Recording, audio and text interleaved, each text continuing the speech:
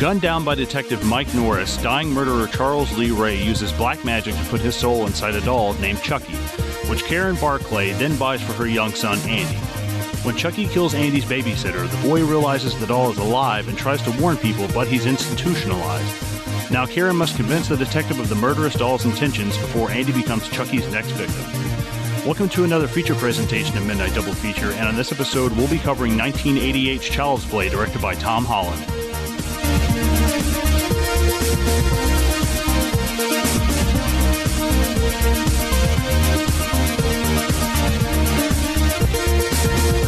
Well, hello. Welcome back, guys.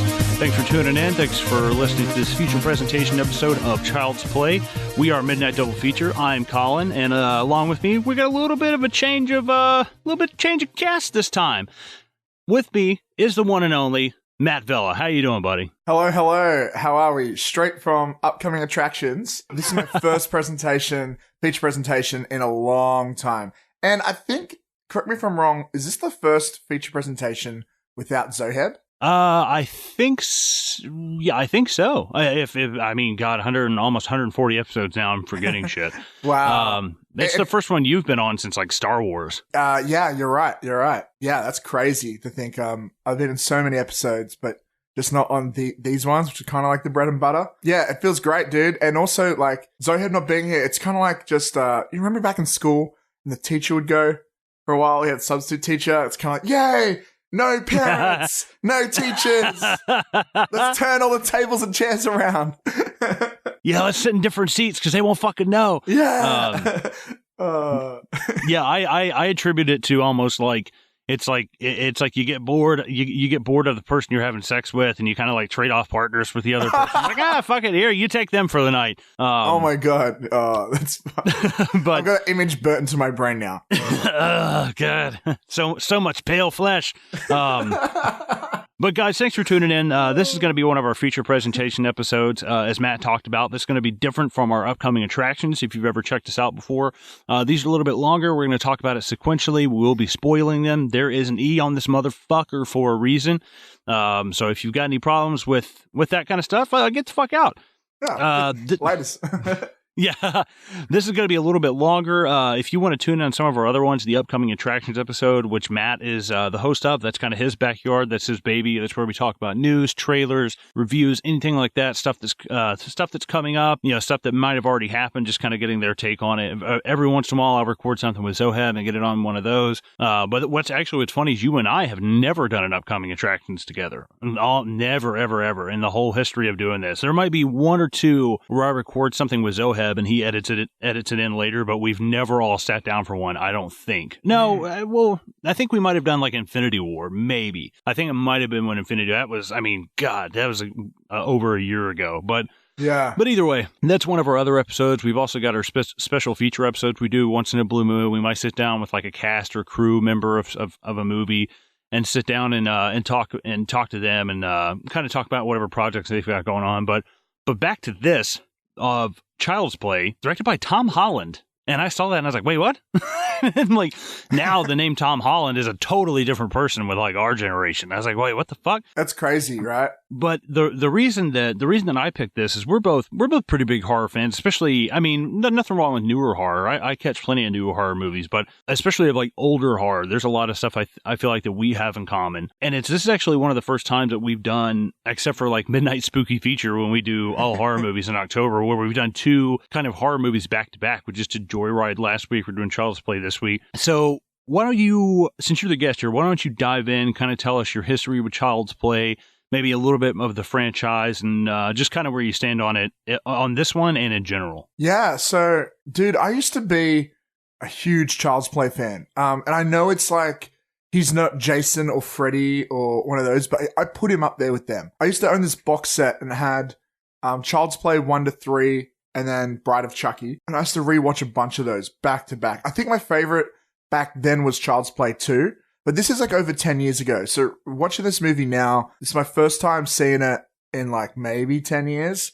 And I'm surprised how well it holds up. And I really love how in recent years they did those direct-to-DVD sequels with Curse of Chucky and Cult of Chucky, and they made it horror again. This franchise, like, this movie's like kind of like a whodunit, like almost, but sort of not really, like mystery horror a little bit. Well, the others kind of went to like slasher, kind of thrillery actiony, which I liked as well. But then like it went to like this weird comedy era, and like those weren't great, I think. Yeah, no, it's super fucking goofy, man. So goofy. Like there's literally a scene where he kills Britney Spears in, was it Cedar Chucky? It's like, what the fuck is happening? Yeah, it's John Waters, and God bless the little people. Oh man. But like I get it. Like at the time, slashers were becoming less cool. And they were like, well, what the fuck can you do? A doll killing people is kind of stupid. And it really is. Like, if you don't treat Chucky right, he can look really stupid. And actually watching this, there's some scenes I'm like, look, I know they say in canon he has like the strength of a adult man, but it's like, does he though? Like, it's clearly a person playing with a doll here. Right, so, yeah. So what they call some Star Trek acting sometimes. Yeah, like when they pretend like the floor's shaking and shit. But so I think it's all comes down to like how well it's directed and how the writing is. And I think this film is pretty well directed for how it is. I've also read that this movie apparently originally went for like over 2 hours, and they cut down a lot of it. I imagine only for the better. This movie could really suck if it was long. But yeah, overall, I think I like it. It comes out pretty good. And I really like the new remake they did recently. They really changed everything. It's a completely different personality. Did you see the new one? No, I was going to. I was planning on watching it at some point this week, but my work kind of pulled everybody's pants down and fucked them in the ass on this overtime on this overtime bullshit. So we had to like reschedule this recording. I didn't have any time to watch it like through the week or rent it and shit. And I was like, dude, but I've been wanting to check it out. It's interesting to see like they took in a completely different direction. There's none of the voodoo stuff. Like it's really just like about an AI doll that misinterprets what its owner wants and stuff. So his motivations for killing are different too. So it's really interesting. But like what it doesn't have, which is what I fucking love about this film and the sequels, is what's his name? Brad. The guy who plays Chuck. Dourif. Brad Dourif, that's it. He is, without a doubt, what makes these movies. He is so fucking good. What I love about Chucky so much, as opposed to like every other slasher villain, especially the silent ones, and I've said this before in upcoming attractions a few times, is he actually is probably the most realistic out of all the slashers, because when he's like attacking you, he's like, you filthy slut, you fucking cunt, I'll fucking kill you, you dumb whore. He's all like yelling and shit like that, kind of like a mentally deranged Bill Burr. Like he's like, yeah, like that's how a crazy psycho killer would be in real life. You know, he's just off the chain. He's so loose. He's not really like, sure, he does think out and stuff, but he just is pure anger and hatred. And that's kind of a bit scary. And I fucking love that. And I really love that about this film too. Anyways, I'm rambling now. What are your overall thoughts of this film and the franchise? What do you reckon of the Child's Play franchise? Well, to be honest, I've only seen this one and the second one. Those are the only ones I've seen out. Because, I mean, I saw the trailers and I saw what they were about. I knew they were straight to DVD. And I was like, man, I don't know. I was like, I think I can pass on those. You know, and I'm not going to lie. I didn't even catch this one until I was like 22 or 23. Like, it wasn't, you know, it was probably in the last 5 or 6 years that I even saw this one. And then I ended up watching the second one just out of curiosity. What actually drew me to see this one is the guy who wrote and he helped write and direct this is Tom Holland. Tom Holland wrote and directed one of my favorite horror movies called Fright Night, the original Fright Night that came out in like 85 or 86. Oh, yeah. It's amazing. I fucking love it. And it has the detective in this. Oh God, I'm drawing a blank on his name. It's Chris Sarandon is the actor's name, and he's the one that plays this detective. I think Eddie Caputo or no, Mikey. Yeah. Caputo's the other one. Right. Caputo's the like Chucky's partner in crime. Right, exactly. But Chris Sarandon was the vampire in Fright Night, and I grew up watching that movie. I fucking love it. In fact, this year in November, there's a Comic-Con thing going on about an hour and a half away from me, and they're doing a Fright Night reunion with 3 of the cast members, and Chris Sarandon's going to be there. Oh, fuck so yeah. we're going to do like a meet and greet with him and get some autographs and stuff. 'Cause he's a fucking really nice guy. But what drew me to this was seeing Fright Night. And I was like, oh, Tom Holland, you know, and the guy didn't really do a shit ton of movies. Like, I mean, he did Child's Play and he did Fright Night. And those are, I mean, really big movies, but he never really went on to do anything that was quite this big. So that's what drew me to it initially. And, you know, it seems like when you talk to people, there's a 50-50 split. There are people who are absolutely terrified of Chucky. They think he's just the scariest. Oh, that fucking doll, you know, and something about those big eyes and the red hair. it's kind of terrifying. But then the flip side of that coin are all the people who are like, dude, punt that motherfucker. Like that's a majority of people that I know, that I talk to about these movies. They're like, dude, just fucking, you know, put him into a cannon and shoot him into a sun. And shoot him into the sun. Like, who cares? And I get that, but I think what this movie capitalizes on that none of the other ones, well, I don't want to say none of the other ones, because there is a aura of disbelief around the fact that this is a toy and the toy comes to life. And not only does the toy come to life, but that it's some kind of malevolent like entity.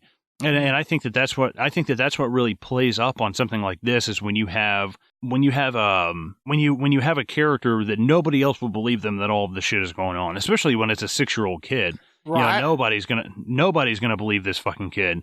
And what I think is so interesting is there's this total disbelief when it comes to, you know, not only are they looking at this kid, you know, Andy, saying that he's the one murdering these people, but it doesn't help when he's also saying, no, it's this doll. It's this doll.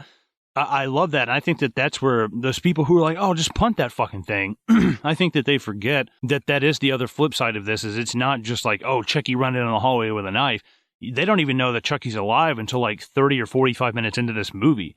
So yeah. It's kind of like I guess it's almost like a reveal. And in fact, the guy who wrote this movie, Don Mancini, when he originally wrote it, ironically, the first title for it was called Batteries Not Included, which ended up being like a Steven Spielberg movie. And they're like, you can't do that. But his original kind of idea was it wasn't until kind of like the last act of the movie if you knew if it was Andy or Chucky that was the one doing all the shit, and there wasn't any voodoo, there wasn't anything like that going on. So it's interesting to see like what went from the page to the screen, because you know, originally in this it ended up being in the screenplay that Andy cuts his thumb and he cuts the doll's thumb, and they have like a blood pact, and he's making Chucky like his best friend. And what ends up happening in the original screenplay is that Chucky goes out in the middle of the night and murders all of these people that have been picking on Andy. Like, he's like a protector in a weird way.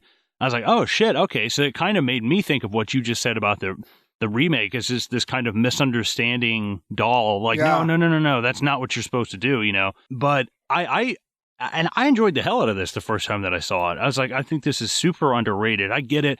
It's a doll and it's goofy or whatever. But when she picks him up and she's like, you talk to me right now, I'm going to throw you in the fireplace. You stupid fucking bitch. And I'm like, holy fucking shit, scary. Dude. Like, it's so it's scary because like, he doesn't crack. He doesn't blink. The only time he ever talks is like, hi, I'm Chucky, you know, blah, blah, blah. And once you see those batteries fall out of the empty box, the shit has hit the fucking fan. Yeah. And that's what I really enjoyed about it. I think Catherine Hicks is awesome as his mom. I love Chris Sarandon. Brad Dourif does a great job because he's only in like the first 10 minutes of the movie and then it's all voice acting. In fact, I was watching the making of this, and originally what happened was they just got Brad Dourif for the first 10 minutes and they're like, we're going to get somebody else to come in and record the actual voice for Chucky. And he was like, okay, that's cool. And he said it just did not work out for whatever reason. I don't even know who the actor or actress was. But he's like, it just didn't work out, so they brought me back to do all the voice acting and stuff. And Brad Dourif, man, he would get like, when they did rehearsals, they wouldn't have like a doll for them to play with and stuff. They would have him, like, right? Or something like right. That. They would have Catherine Hicks and this kid, Alex Vincent, that plays Andy. They would actually have him on the ground wrestling with Brad Dourif. And I'm like, that's fucking cool, man. Like, I mean, it feels kind of goofy, you know? It feels kind of goofy you wrestling with this guy who's supposed to be a doll. But all in all, I mean, man, I never really saw any of the other ones. I really enjoy this one. I think that it's underrated. I think that it should probably have probably have a little bit higher of a score. I think on like IMDb, it's got like a 6 out of 10 or something. I'm like, man, it's better than that. I mean, it's not it's just, at least it's not the Oscar. 7. It's at least the 7, right? it's not fucking Oscar worthy, but it's a damn good movie. It's simple, it's lean, it's mean, it's 90 minutes. You've got like 4 or 5 major characters, and the thing is, the story is enough that we don't have to go to Mars, and we don't have to go in the sewers, and we don't have to go here. Like, we don't have to go to new places to have our characters experience this stuff. The story is simple and it's tight, and it's about a child who has a toy, and he tries to get everyone to believe him that this thing is coming to life, and nobody believes him until really at the last minute. It's kind of kill or be killed that all of the shit starts to come together, and it's great. It's a simple story and it's fantastic. I think they do a great job. I think it's worth noting. Just piggybacking on what you said was the whole, like, is it the kid? Is it him? And the fact that he's a kid that really is like, that's what makes it kind of scary. And like, this kid's fucking great. He's 6 years old and killing it. He's pretty good for most of the film considering his age. But like, the end of that, while the other sequels don't really have it, the remake really does play on those themes of he's just a kid, and like it's almost like the robot thinks it's doing the right thing because it's like it's killing his like Andy's enemies type thing. But also later on was really interesting when they did Curse of Chucky. Yeah, Curse of Chucky. They had Brad Dourif's daughter play a character, and she was in a wheelchair, so she could never escape Chucky because she's always bound to a wheelchair. And I think that's where Chucky works. And that great element of it's a doll and a young character that no one believes. When they go into later sequels, like Andy's like in his 20s or something, I think the third one, at a military camp. And it's like, what the fuck is he going to do? You just shoot him, the end. Or you kick the guy. But when it's a little kid, it's pretty scary, Eric. Sorry, I took a sip of water, went down the wrong pipe. Yeah, you poor guy, you're right. Yeah. No, I get it. That's exactly right. It's like once you have to take someone who already has the odds stacked against them for this to work. You have to take somebody who is physically handicapped, or a child that nobody takes seriously. You know, if a cop who was a respected cop in the last 25 years, won't come out of his room because he thinks there's a doll who's chasing him, they are going to think he's crazy, but it's a little harder to like disbelieve that. But I guess without anything else, do you want to jump into this? Let's jump into this bitch, bro. Excellent. Well, dude, this beginning with this whole chase scene of Chris Sarandon chasing Brad Dourif. I love, the Lakeshore Strangler, the Lakeside Strangler, something like that. Right. I love the fact that there is some kind of precedent. It's not just, that's Charles Lee Ray. He's he's just a 2-bit crime guy. You're like, no, this guy's a fucking serial killer who's into some weird shit. Like, I think the best word I can summarize for Charles Lee Ray, or Chucky, to summarize that character is he's perverse. He's foul-mouthed. There's like nudie pictures all over the ground. Like, he lives in this grungy fucking gross place. Like, he's just a dirty, like, he's like I can't even think of the right word. It's just one of those people who doesn't give a fuck about like their body, probably eats like shit, smokes too much. Like, they're just like a glutton for this shit. Yeah. But fun fact, in case you didn't know, and I don't know this for a while, the name Charles Lee Ray comes from 3 serial killers' names put together: Charles Manson, Lee Harvey Oswald, and James Earl Ray. And so they're all like famous assassins or killers, and you just threw their fucking names together. I was going to say, if you have anybody who's like a notorious killer, they either have to have real thick, crazy Jeffrey Dahmer glasses, or they have to have a 3-part name. It's just a given, man. Like, right? like I could become a gifted surgeon with 4 arms, fucking just, saving people's lives. They call me Colin Duncan, but you strangle one kid, I'm going to be called Colin Gray Duncan. Yeah, everyone's like, oh, the notorious Colin Gray Duncan. Also, but his acting is fucking great in this scene. Like whenever he screams or he yells at, I think it's Eddie who goes off in the car. I fucking buy him, bro. Like, he's really actually good. It's almost, you almost feel bad for him because we don't really know what he's done yet. We just know that the story is telling us that he's the bad guy. He's the Lakeshore Strangler or whatever. But as he's running, he's like, Eddie, God, no, please don't leave me. And he's like, you can hear it in his voice. Like, damn, dude, that's sad, man. Like, hearing this guy literally hop on fucking one leg down the street after getting shot, you're like, dude, that's sad. It's just a little bit like, had we known the full extent of what he's in there for, I don't think we would feel that. But it's in Brad Dourif, dude. It's in his voice. Real quick question: Have you ever seen One Flew Over the Cuckoo's Nest? You know what? I actually haven't. Oh, dude, I'm sorry, that's bro. got. I'm sorry. Dude, you want to talk about some people? Christopher Lloyd, Danny DeVito, Jack Nicholson, Brad Dourif, Vincent Schiavelli, who's like the subway ghost and in the movie Ghost. He's in a shit ton of stuff. He's in Batman Returns. He's in a bunch of stuff. But basically Jack Nicholson gets locked up in an insane asylum and he's faking it, to get in there so he doesn't have to go to prison.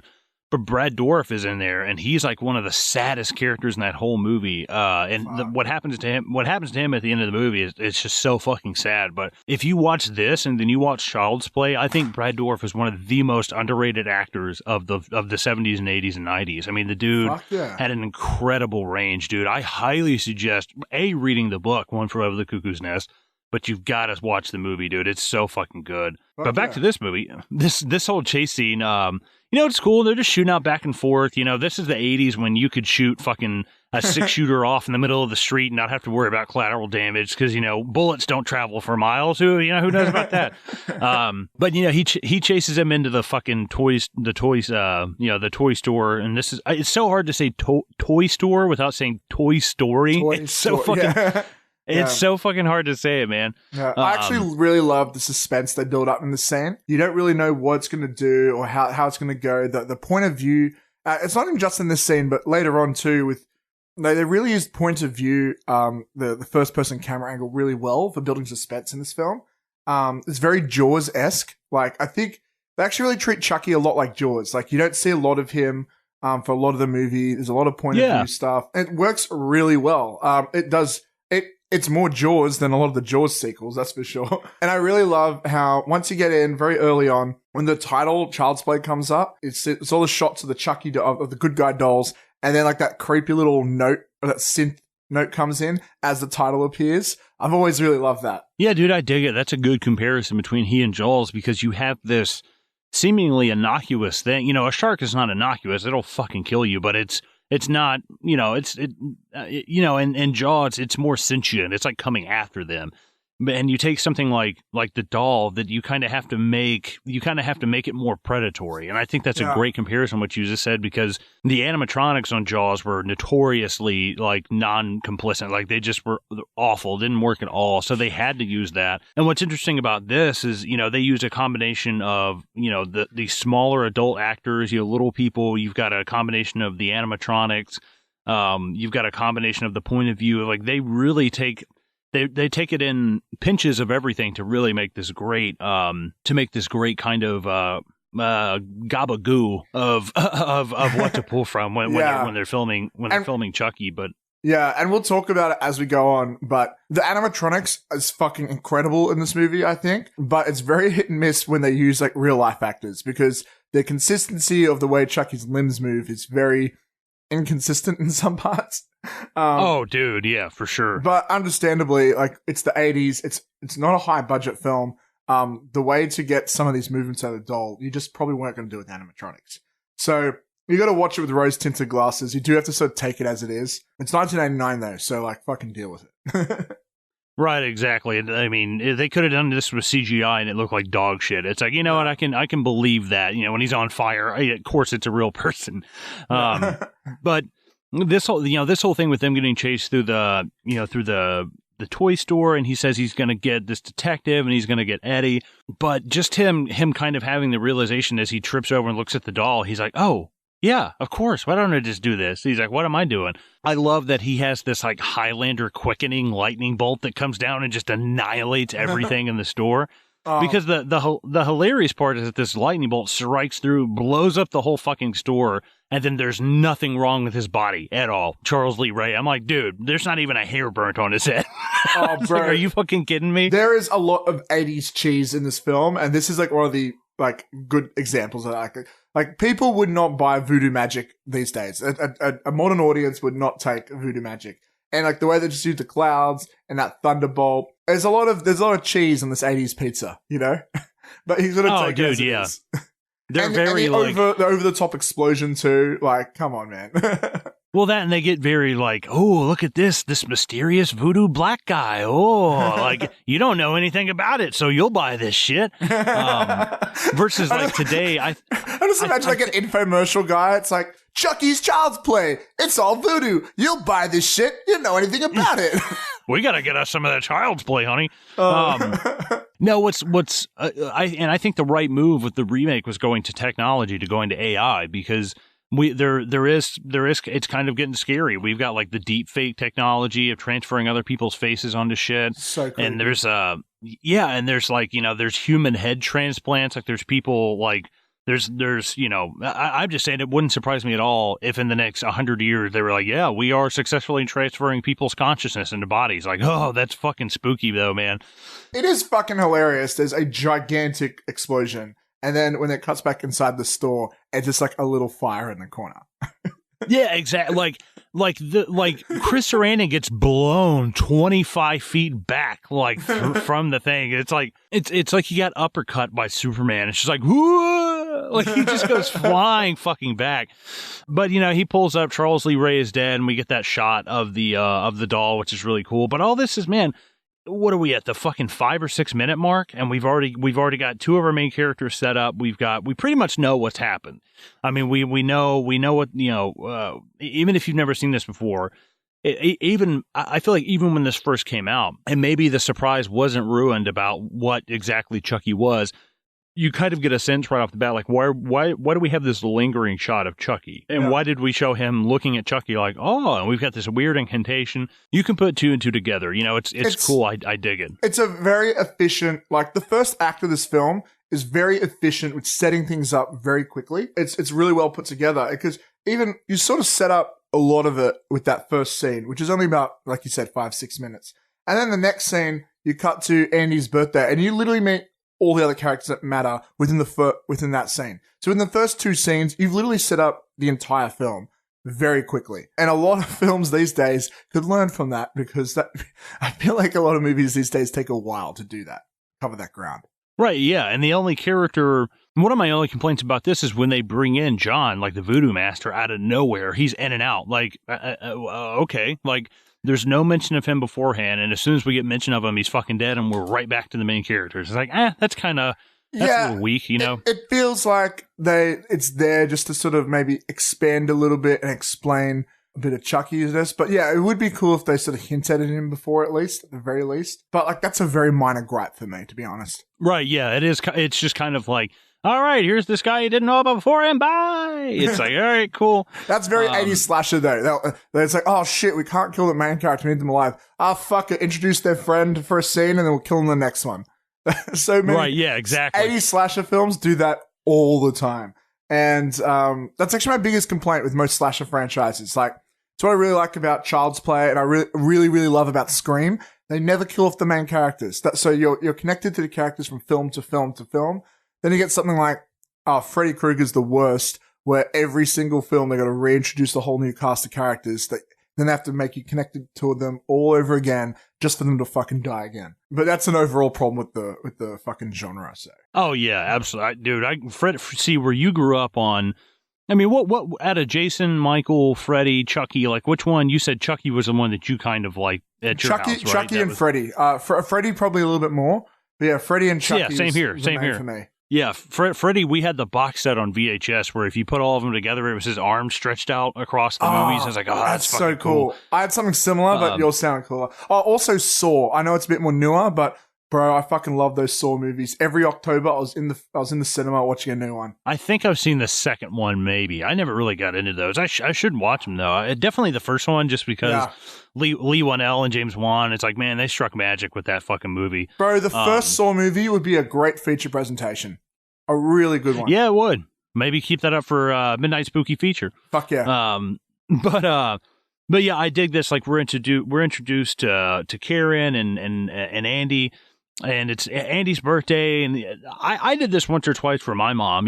She'd be dead asleep, and at 5 a.m. I'm fucking making like a bowl of cereal with like toast and shit or whatever. But God, this kid, he's got to be on the spectrum. Would you eat this shit, kid? Would you eat this fucking shit? Like, look at what you've made. Oh, like, man. Maybe the cereal. They're really overdoing it. But I love how fucking almost clueless he is.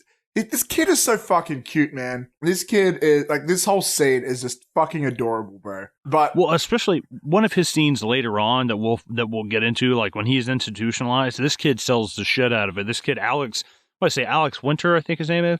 Yeah. Fun fact, he has a podcast now. I discovered last night. It's called The Final Note. He has a studio. He's more of a musician. He does like music, like recordings, and like an audio engineer. And he's done a few episodes. I think it's new. It came out this year.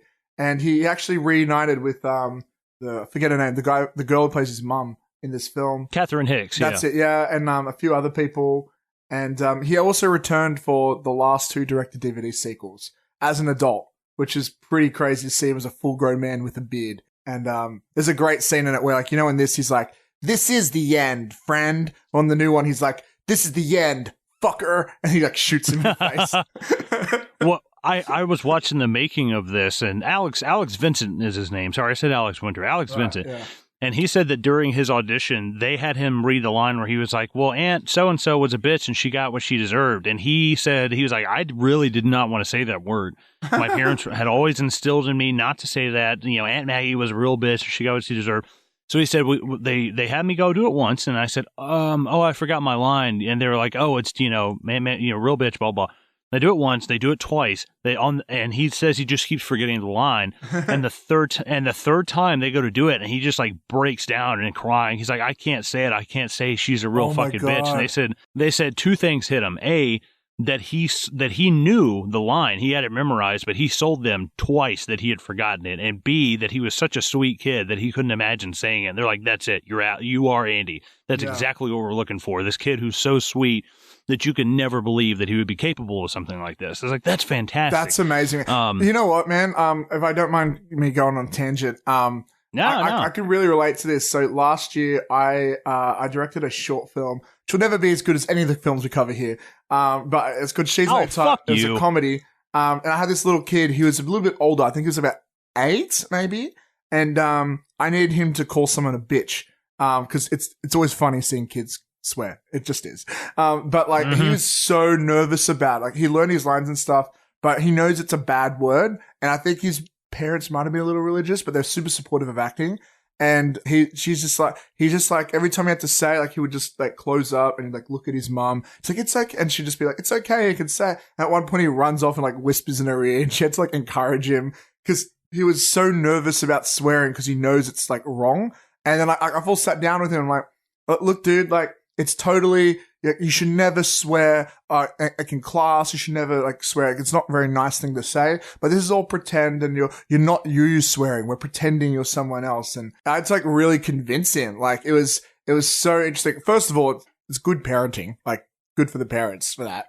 But like the same thing happened to me. It was kind of crazy. The way I got him to come out of his shell, Fortnite dances. These kids love Fortnite dances. I was like, "Hey, do you know how to do the floss?" He's like, "Oh my God, yeah." And he started doing that. All of a sudden, then he was like, so like, he just came to life. And all of a sudden he would do, like, he had so much more fun, and he felt more comfortable on set. Like, all that sort of stuff would do it. Yeah, I think it's so interesting though, because when you work with kids this young, you forget like their minds don't work the way we do. Like, it's just so interesting. But like something like the word bitch, which we say probably 1,000 times an episode. Like, it's a big deal if they do. I remember I came from a very religious family. Every time I said the word fuck, I felt so guilty. I would pray to God when I was like a little kid, because my parents were like, "You'll go to hell if you swear." And I'm like, "Oh shit, I don't want," okay. Oh no, I was probably like, "Oh snap, I don't want to go to hell. That sounds not good." There are no video games in hell, Colin. I can't do that shit. I can't do it. I can't imagine what you did when you first started learning about jacking off. You're like, "Oh, where do I go now? If I go to hell for cursing, where do I go for this?" Oh my God.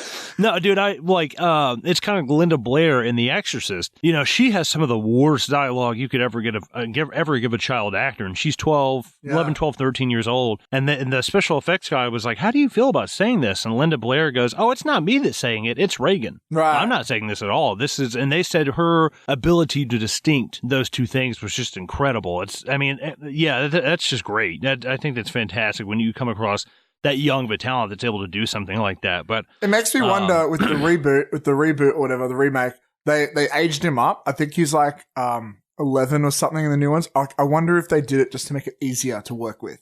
Because I imagine I was wondering because I was like, this would be hard. I was like, dude, he's a little old to have like a doll like at that age, you know? Like, I mean, dude, I played with toys until I was way too old to play. I still play with. I collect pops and shit. Like, I still play with fucking toys. I love them. But no, okay, so we get fucking back on rails. Sorry, okay, let's get right through this, bro. Sorry. no, you're fine, dude. So basically. Yeah, it's Alex's birthday. You know, she takes him out to see the presents. My mom would have rearranged my face if I'd opened up that present and be like, I want a good guy, doll. Like, my mom would have been like, you're a spoiled little fuck. Like, I'm the youngest of 4 kids. We had a single working parent for a long time. I was not poor by any means, but we didn't go on vacations. We were not a very well-off family. But if I got clothes, I mean, yeah, I'm kind of bummed out. But like, hey, I also haven't had a new pair of shoes in like a year. So, you know, hey, fucking shoes, like that's cool. Even now, like, you know, as a kid, you want toys. And then when you become an adult and you get socks and underwear, you're like, oh, thank God. All the crotch is blown out and all my Fruit of the Looms. Like, I need new shit. But, you know, she's saying, oh, I'll get you a good guy doll and stuff. And we show her at this department job and shit. And, you know, the typical 80s fucking like, well, you'll have to be back. You'll just have to work. Oh, I always hated characters like this. But like, I get it. Like, it's their way of just trying to set things up and put her down on her luck so she can overcome her, blah, blah, blah. But it's like, it's still so fucking annoying to see a scene like that. Well, that and like, I get it. Like, but it's also, that's illegal as fuck. You can't force me to work shit. Like, there's no fucking way. You can kiss my fucking ass, dude. Look, I get it's the 80s, but come on, man. Right, yeah, exactly. But I did this. I also really dig the best friend character of like Maggie. I like her a lot for the small amount of screen time that she gets.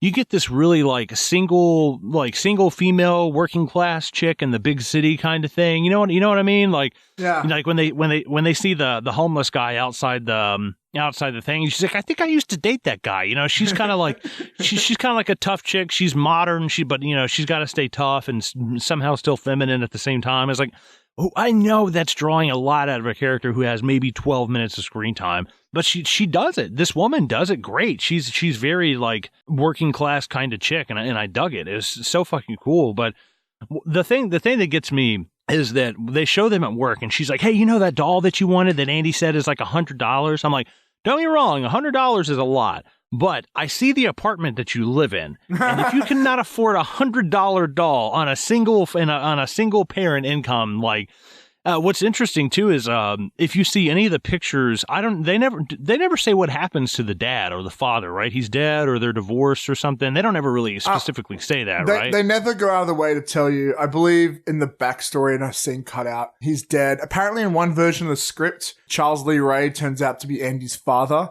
because, you know, it's the 80s and everybody wants to be Star Wars, I guess. Yeah. But, they don't really say that. But the apartment, and it's a problem with a lot of stuff, especially, you know, even still it's a problem now, especially with sitcoms, is people are living in apartments that they clearly can't afford with their jobs. Like Friends? Yeah, like fucking like Friends. You're like, no way. Who the fuck owns a property that fucking big in an apartment building? Get the fuck out. That's a penthouse suite. Look at like Seinfeld. Like, dude, this guy is a huge like successful comedian and has a 1-bedroom apartment. Like, because that's all he can fucking afford. The worst was fucking New Girl, where like they had an apartment that was literally bigger than my house. Which is pretty big. Oh, sorry, my parents' house, which is pretty big. And every time I look at that, it's like, there's no way you can even afford half of this property. Like, but this, their house is way too big that they're in, especially if she's a single working parent on this type of job. Who's this down? Like, if your boss can talk to you that way, first of all, he's a dick. But second of all, like, you can't afford that. No way. Well, that and like what I love is like the Unbreakable Kimmy Schmidt. Like Lindsay watches that a lot, and I've watched it. It's a great show. But the apartment they live in is a dump. It's a fucking huge dump, and I was like, "That's awesome! I love that. Like that's so realistic, man." In that show, like, they really embrace the poverty in like the funniest ways. Right? Yeah. Like their building is like condemned almost by the end of the series. Like it's fucking great.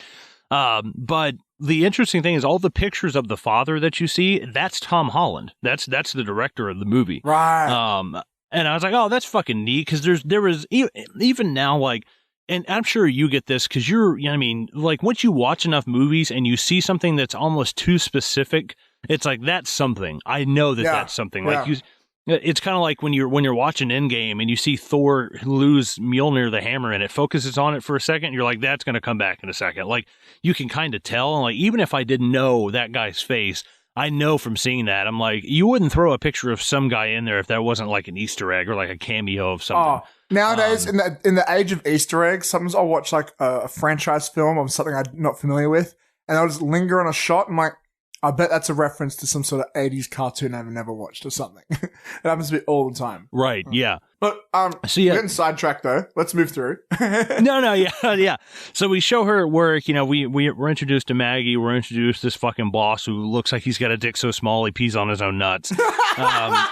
And she, you know, she gets the doll from this peddler. The guy's teeth. Hey, may bring joy to you and your kid. And when he smiles, I'm like, oh my fucking god! Like, meth. His not teeth even once. make me. Dude, they make me fucking, like, it gives me anxiety when you see somebody like that, and it's like, oh, fuck, like, I gotta go brush my goddamn teeth. Yeah, it's a good ad for Colgate or whatever you guys can do. Yeah, for fucking some Listerine. Do you guys have Colgate in America? Is that a brand? Yeah. Yeah, okay. I think that's what I got on my goddamn on my sink right now. But seriously, I mean, we're 15 minutes in. We're introduced to all these characters. It's Andy's birthday. They're making his mom stay late. Which is fucking bullshit.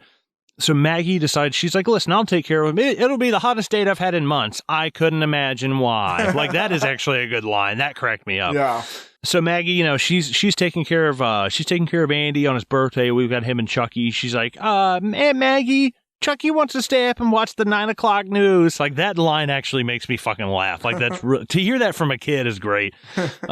But one of my favorite shots that they do in a lot of movies, and I don't know if you know the technical term for this, you would way before I would, but it's kind of like a double focus shot where, like, we can see Andy and Chucky in the background, but we're also focused on Maggie, and there's this weird blur around her. Like, I don't know what you call that shot, but it's in a lot of stuff. Like, for it? Well, I'm trying to think, like, I'm trying to think of some other examples, like, oh fuck, like in Batman Returns when the time code on it, I'm gonna say is like 15 minutes and 20 something seconds. Yeah, and it's like there's this blur outlining her, but we're double focused on them, and it's in Batman Returns when Christopher Walken comes up the stairs and Danny DeVito's writing out that list. There is that forced kind of focused on both of them, and then it stops right when she turns around and goes to Andy and them, and I love that kind of shit. It's such a cool shot, but I don't know what the technical name is for it.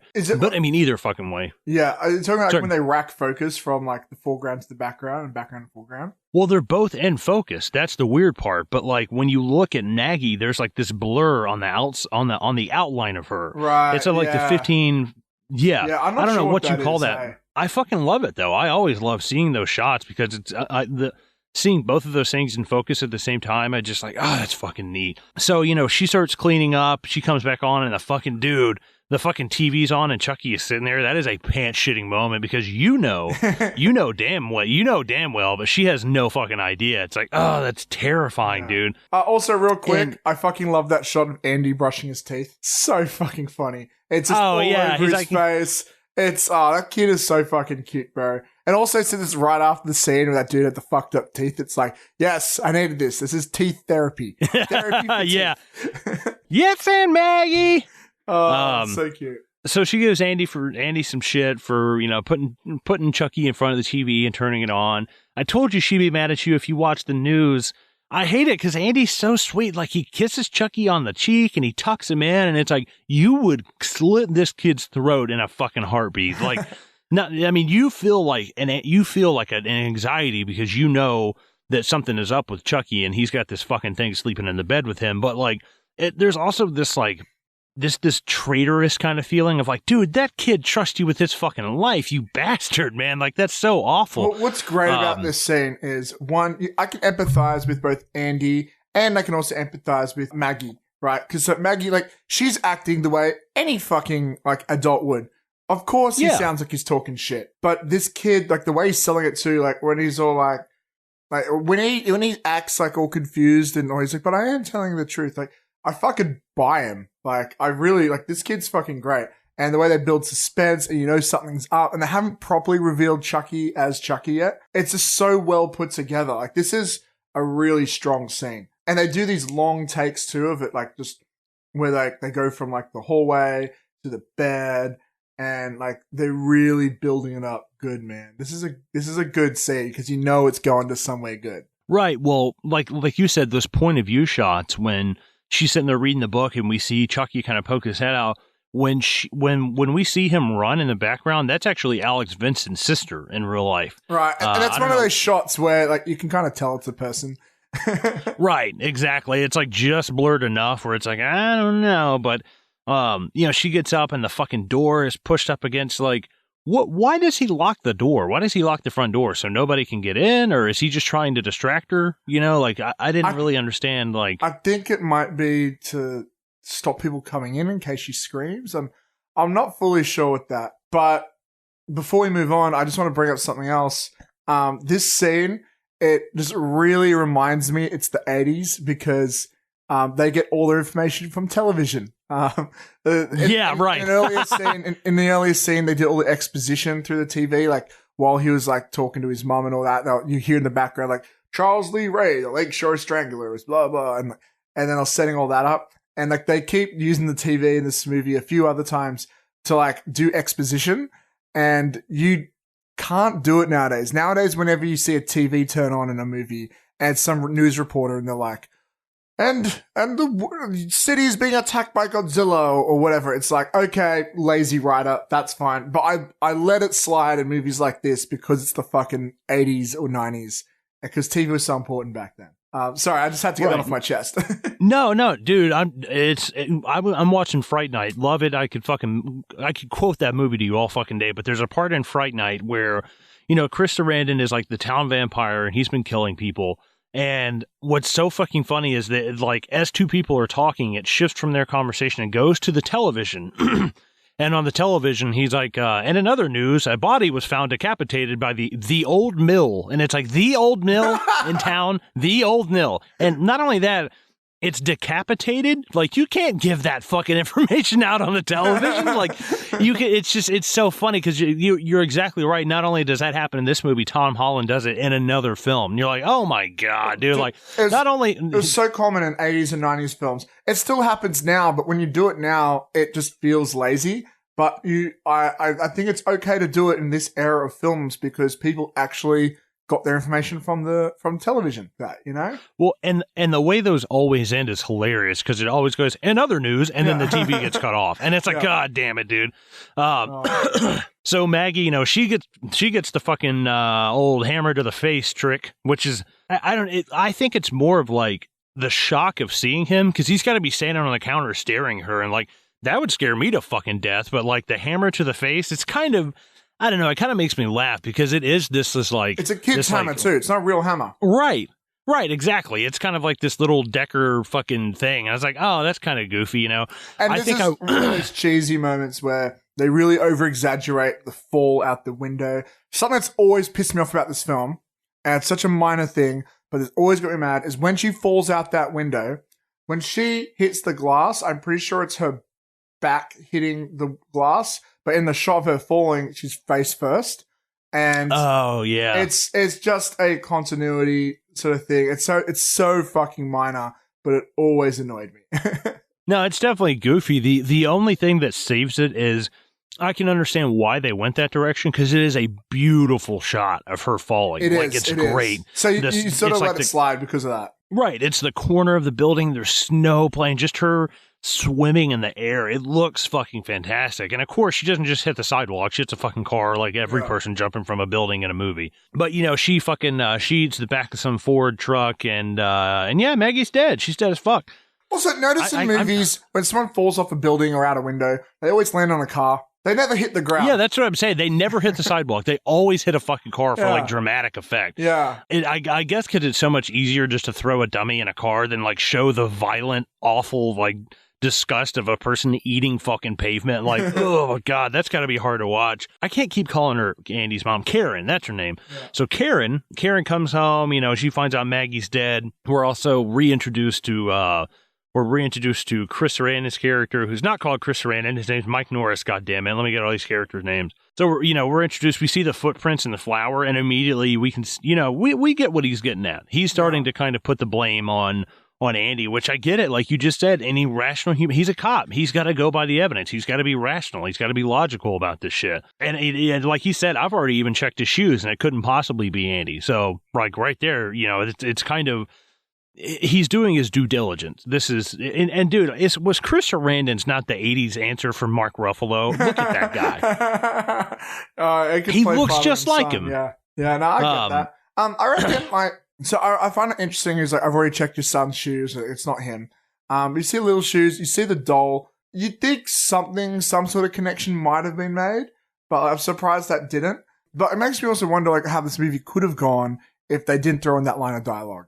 Like, what if they suspected Andy more? They did more like interviews with him and stuff like that. They could have really upped the fear of the kid getting in trouble. Like that could have been an interesting take for this film. Like I would have been interested to see that route taken if they even wanted to go that way. Well, and plus it's kind of odd because they're sitting there saying, "Oh, I've already checked his shoes. It's not Andy's." But then when Andy gets in there, he's like, "Hey, can I see your shoes?" And it's like, "Dude, you just told us you checked his shoes. Like, why do we need to do something that you've already said that you've done?" Yeah. You know what I mean? Like it's kind of weird. Like I think it would make more sense if he were to check he were to see powder on the bottom of Chucky's shoes and be like, "Huh," like and just kind of brush it off. Like, or maybe what's great is what if he comes back and he goes, "You know what I think your son did? I think your son walked up there, pushed her out the window, and then swapped shoes with the doll to make us think it's the doll." Like, damn, that's a cool angle. Like you said, it plays up on the fact that.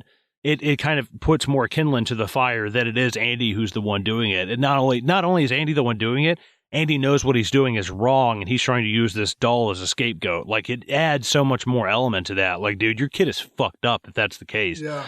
What I love following the scene is when Andy discovers the flower on the shoes of Chucky's feet, and like he tries to tell him, but he's not able to. Which, first of all, it's pretty realistic, but also we haven't properly seen a proper reveal of Chucky yet. We've sort of got it implied and we've seen it a little bit, but like it's a really cool way of discovering this through the point of view of Andy's character. And I think that really does good for like building the tension and suspense. No, yeah, I think that's great. It's kind of, we are learning things as even Andy is learning things, like he's not really that privy to any more information than we are. Yeah. So yeah, they end up, I love, he walks out in the hallway with the other cop and he's like, "Hey, or bag this for evidence." He's like, "Are you fucking kidding me?" Yeah. Like this tiny little hammer, like this little bitty hammer, dude. It's great, man. Like that is one thing of like, I know the other movies kind of lose it later on. They start getting way too comedic. But the comedic parts of this movie are fucking great. They come right at the exact time that we need them because we as the audience are going, "That's ridiculous." And guess what? The characters on the screen are going, "That's ridiculous." Yeah. And that's great to see in a horror movie, This movie knows what it is while still treating this material seriously, which most of the sequels don't. I kind of feel like after Child's Play 2, it's not until those direct-to-DVD ones where they treat it seriously again. Yeah, it's not going out of its way to be funny. Like, such a great comparison was like, I recently saw that new Hobbs and Shaw film, which is trying so fucking hard to be comedic. And while the rest of those films, that's franchise, were like, it was an action film, they're throwing comedy parts here, and it just fucking ruins the film. Like, there's nothing worse than a film trying too hard. And I think that's a big problem with a lot of films these days. But yeah, you're right. The comedic moments sort of happen organically and naturally when they do. Right. I actually forgot about a line that I just saw. I was watching this as you were talking. When Andy is talking about Chucky, he says, Chucky said that Dad sent him down from heaven to come play with me. I was like, yeah. Okay, so the dad is dead. Okay. Yeah. So that she's living off of life insurance money. She killed this fucking dude, and she's living off that life insurance money. That's what fucking happened. Oh, my God. Case fucking closed. Oh, my God. Here's a theory for Reddit. She's the Lex Shaw Strangler. She's doing all the moves.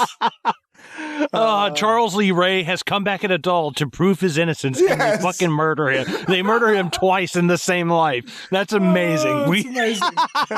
I love it. Oh, Jesus. Oh, God, I was laughing so hard I get some water. Can we also talk about, like, just because we start going to the scene where where I keep wanting to call her Nancy because she reminds me of Nancy from Friday the 13th, but it's Karen, right? Karen. Yes. Yeah. Mm-hmm. In the scene, like where it's Karen, Andy, and Chucky sort of sitting down, she's trying to relate to him and understand his point of view. And it just makes me think, like, when I look at this doll, man, like, were there ever dolls this big? Like, it's almost the size of a child.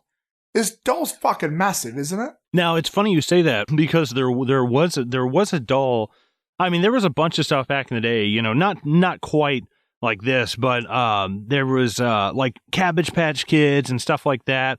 But I was reading there was this thing called the My Buddy doll, and I don't think they were quite that big. Well, what's funny is that the My Buddy doll looks very similar to Chucky. It's got overalls and like a multi-striped colored shirt underneath.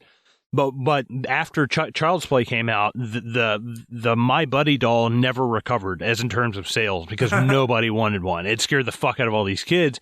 So Don Mancini writes the script, and they bring on Tom Holland writes on some of it, and I cannot for the life of me remember the other writer's name. But he went out to all the stores and bought 3 or 4 different dolls to see what they were like and what they could say, and to actually get a real feel for these late 80s, early 90s kind of AI, for lack of a better term, kind of dolls that were popular at the time.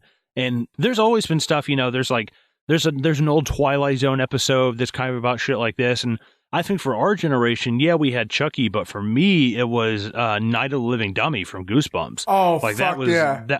Dude, that scared the fuck out of me. Anything with a living doll has always been kind of creepy. And a funny story, one of my best friends, a guy named Jake McDowell, his mom, when Jake was like 3 or 4, had a doll made that looks exactly like Jake did at that age, and it sits in the corner. It sits in the corner of their living room. And when I was younger, I'd go over there, stay the night, and in that room, they had a bunch of fucking dolls in the guest room. And I refused to, I would go into the living room and sleep on the couch. I was like, I'm not sleeping in that fucking room, dude. It terrified me. There's nothing but dolls everywhere. I was like, fuck all that shit, dude. Like, fucking dolls are just creepy, but it's kind of, it's been around, and I think it'll continue to be around for a while. You know, fucking look, Annabelle, you know? Yeah. Like, it's still even popular today. Yeah, yeah, I get that. It's just, this is such a big doll. Like, I grew up with action figures that were like, not even 6 inches, you know? Right, yeah, same here. Or fucking like Legos and shit, you know? Yeah. Like that's the kind of shit that I grew up with. I guess I buy why it's $100. It's pretty big. It's almost the size of the kid. I guess right. I get it. And it comes with like, it's got the tool set. And what's funny is Don Mancini, he said the original concept was this was going to be a movie that was about, you know, capitalism and, you know, how people are going out of their way to buy children's toys, and they're spending an insane amount on Christmas presents and stuff. And then there was Black Friday, and, you know, he was like, it was getting more and more ridiculous. And he said originally what was going to happen is if you got too rough with the doll, the doll's skin was like latex, and underneath was like an artificial blood. And if you were to cut the doll or play too rough, that it would bleed, and you would have to go out and buy good guy Band-Aids. There was like accessories for it. I was like, oh, okay, that's interesting. He's like, ultimately, we just kind of threw that away, and they based it off of like a, you know, basically the good guys is like a I guess a made up cartoon. Right, it's like a made up cartoon in their world, and there's like cereal and dolls and all that other stuff. Yeah. But I'm glad they got rid of that, man, because that would have been so much setting up exposition and asking you to believe stuff. Like, I'm glad they kept it simple. Right. Well, it shows you why the original cut is like over 2 hours long. You're like, what the fuck? Yeah. Yeah. But going to this scene, man, like, I love this scene. She's trying to relate to the kid. She's like sitting on the bed, and he starts going like, Chucky's been talking to me. His name's Charles Lee Ray. And like, I love how she tries to like talk to him. And that's what we were talking about before, when he like would say, it's like, no, he said Aunt Maggie was a real bitch. And like, I love how she's like realizing that, oh, she's starting to think, oh no, he's making this up just to like get away with saying bad things, which some kids will do in real life. That's a real thing. And when she's like saying like, look, is a real doll, like, I fucking buy a performance too. Like, this is a really good scene. I love this scene. Probably one of the best of the film. It's one of my favorites because, yeah, she's saying, no, that's not real. You're making all this up, blah, blah. But when she leaves, she waits outside that door. And she's like, I just to make sure, because Chucky looks and he's like, all right, I got to play dumb. I think she's catching on to me, and I got to play dumb now. And I think that's fucking great, because it does show that maybe, yes, she is a rational human being, but she believes her child. Her child's never, her child is not prone to doing things like this. Why all of a sudden would he start doing it now? So I think that she's a rational human being, but she's like, I'm a mother. I know my own kid. Nobody knows this kid better than me, and I know when he's telling the truth. And she's like, yeah, he's probably making this up, but there is that splinter of doubt that she's like, I've got to know that, I don't know for 100% that he's making this up, so I've got to know. And I love the fact that she's waiting outside the door and Chucky looks and he's like, fuck it, I gotta play dumb. Yeah. And you know what? I just want to say it now, like, just after talking about this scene, like, I know it's very easy to make fun of this film. It's very easy to rip on it, but to all that is, fuck, this is a good script. I reckon this film's got a good script.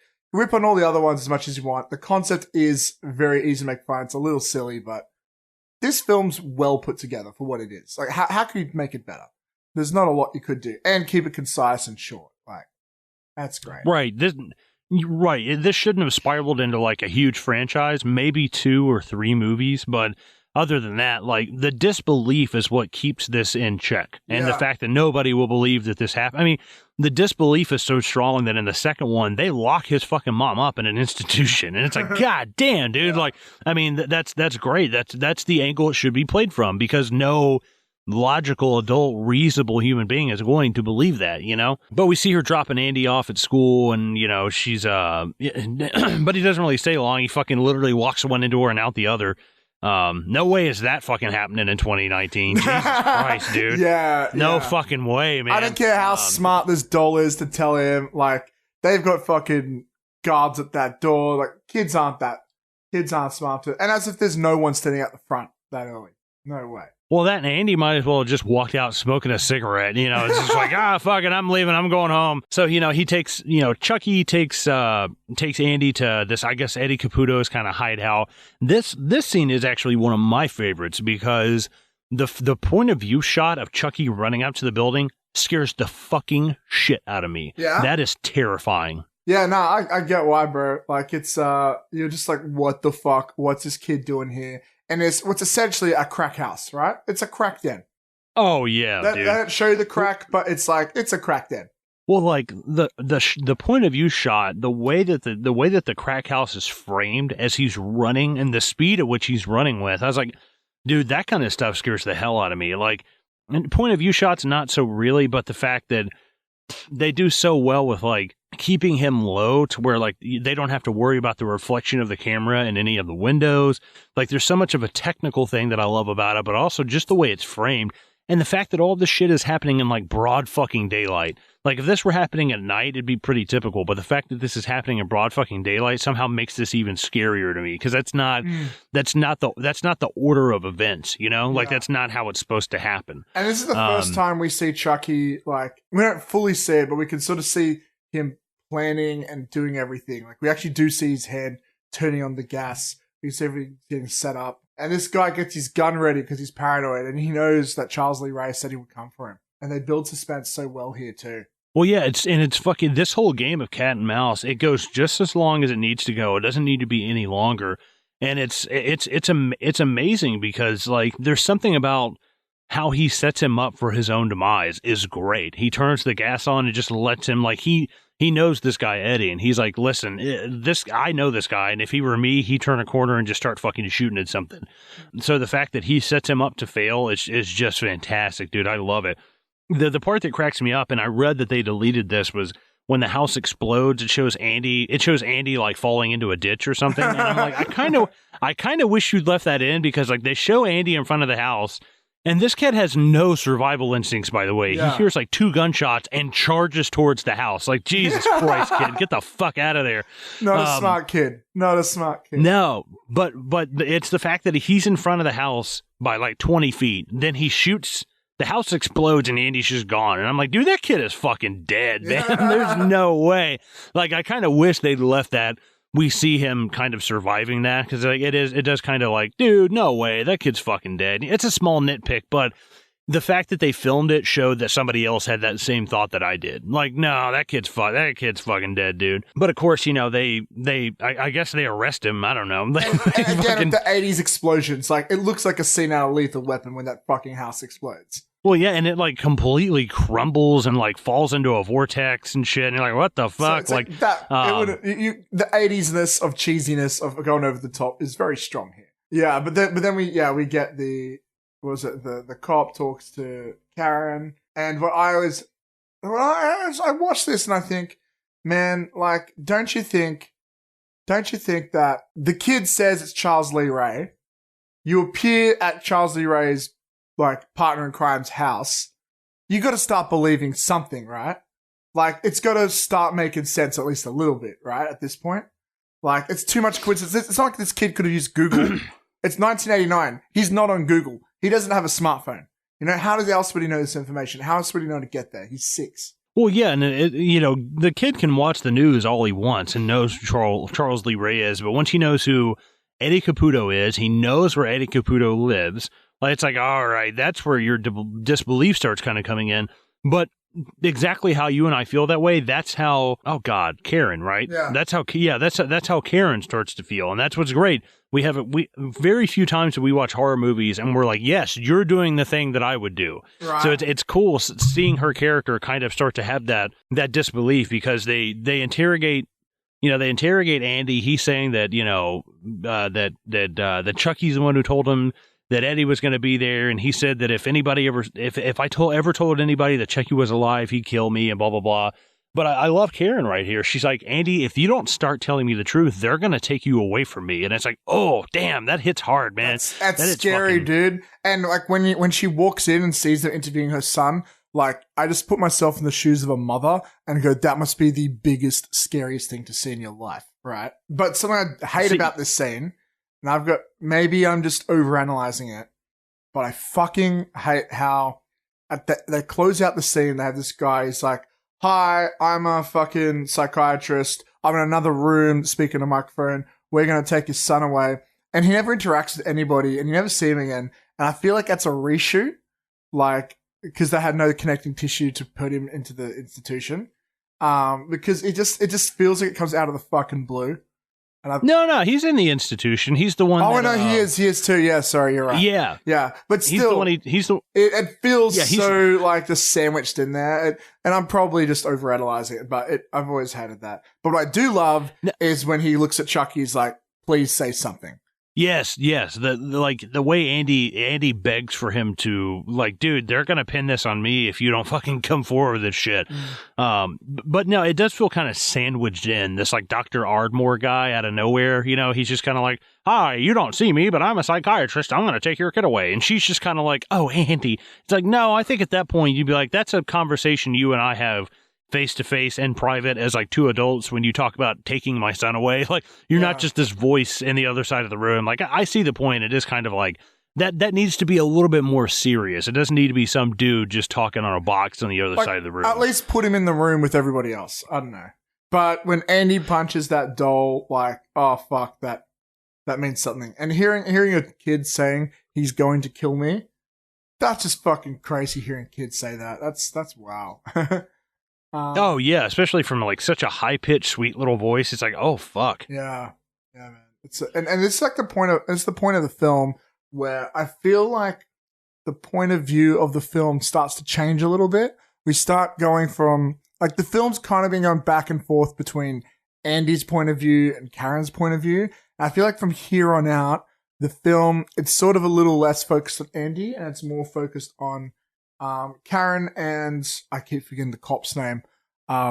Chris something you called him, but Mike Norris. Mike Norris, yeah. It sort of takes more of their perspective now, I feel, as they start beginning their detective journey. Well, no, that's a great observation because Andy becomes a plot device. He kind of stops being a character. I mean, he is a character. Yeah. But he becomes a object to be, he's like the MacGuffin. He becomes the object that Chucky needs. Funnily, the only other film I can ever think of that ever does this is Star Wars A New Hope, where I feel like the first act or so, it's more through the perspective of C-3PO and R2-D2, but it's not until we get to Tatooine, maybe 15 to 20 minutes into the film, we start switching to Luke.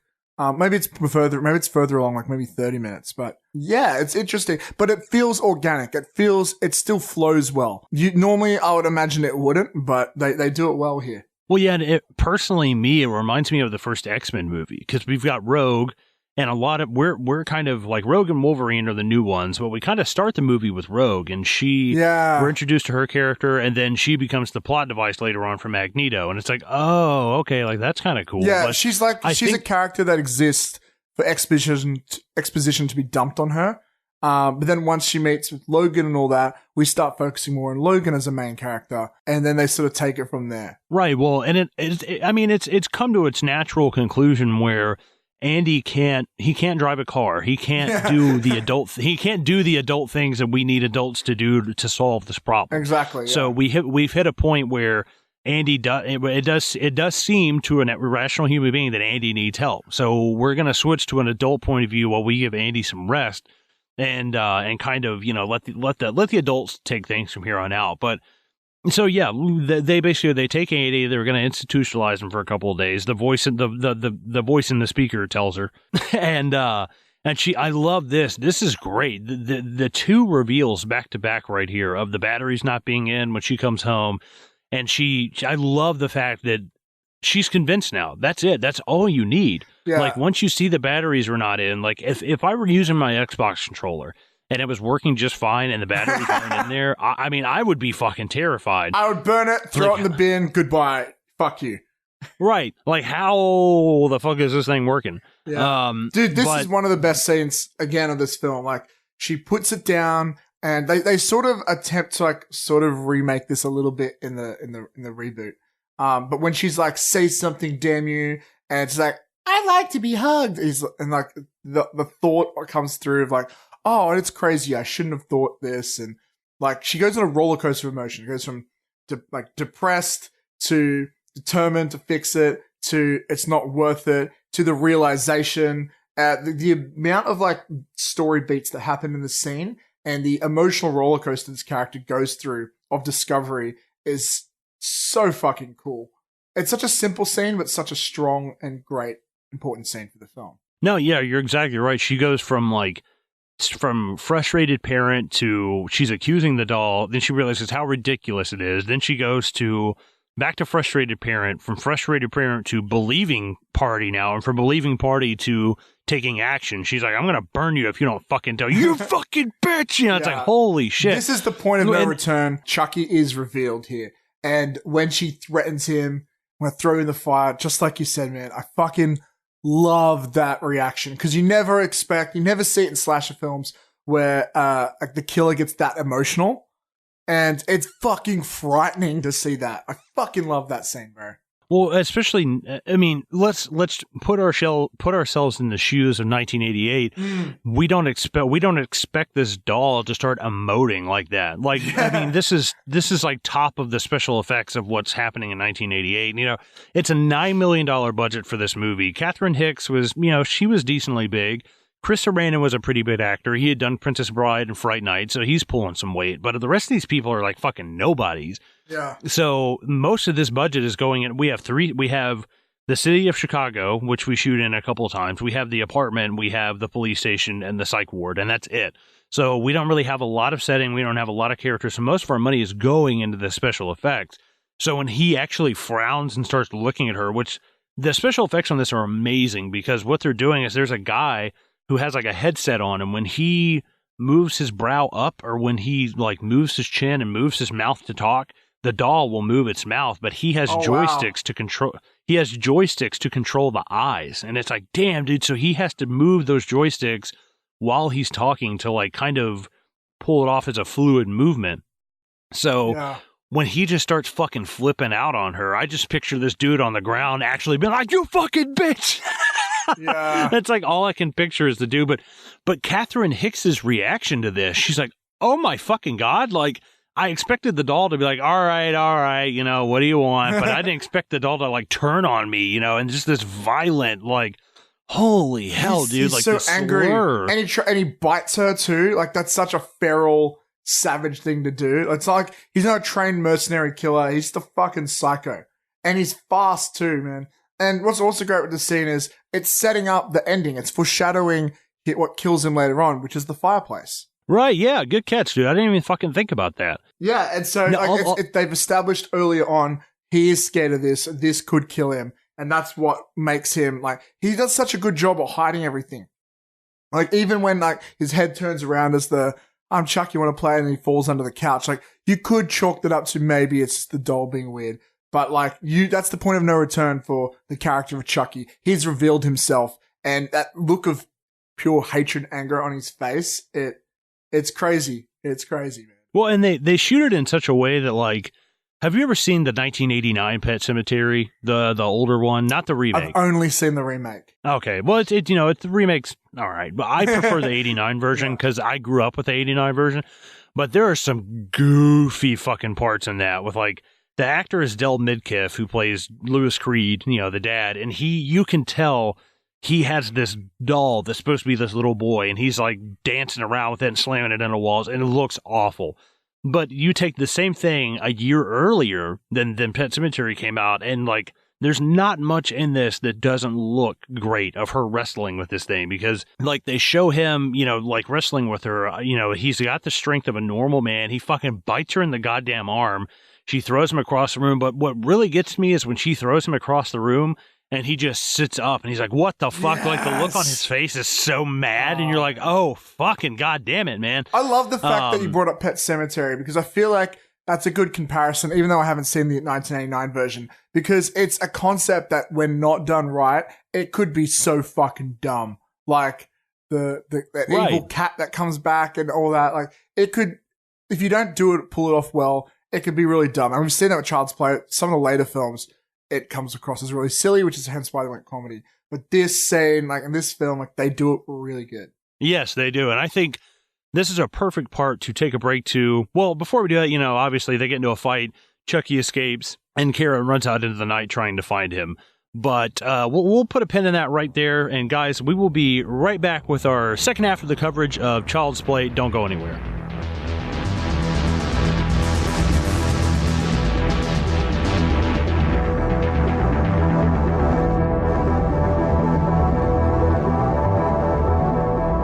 Well, look who made it this far into the episode. Just while we're taking a quick break here, we've got a few things that we just wanted to put out there for any newcomers, or if you're not part of our growing community, maybe this could benefit you too.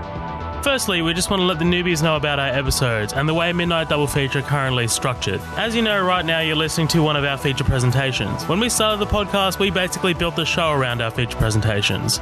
These are movies that we choose to cover and basically go through everything in the movie that's worth talking about sequentially. These episodes are generally longer, and we're definitely looking at ways to spice up our feature presentations by hopefully getting guests on. We also have our upcoming attractions episode. Typically, these come out during the week and are much more shorter than our feature presentations. These are hosted by Matt Vella and basically consist of a conversation between Matt and I about any movie news that's worth talking about, quick reviews of movies that are out of the cinema, and other hijinks. Finally, we have our special features. These are usually one-off special episodes that are mostly experimental and don't really have any specific definition. They could be a sit-down with a cast or crew member, a conversation between the hosts, or just a straight-up different thing that might not even relate to film. Before I let you get back to the episode, I just wanted to thank our listeners and supporters. We definitely couldn't have done any of this without your guys' constant support. If, for some reason, you're not a part of our growing community, head to our socials. We've got 2 pages on Facebook, Midnight Double Feature, which is our main page and has our formal announcements, and we also have the After Party, which is where we post memes, news, and teasers of what's to come on Midnight Double Feature. We're also on Instagram, which is at Midnight Double Feature, and Twitter, which is at MDF Pod. You can also send us an email if you have any grievances or would like to let us know what we're doing wrong. That's midnightdoublefeature@gmail.com. Thanks again for listening, guys. Back to the show.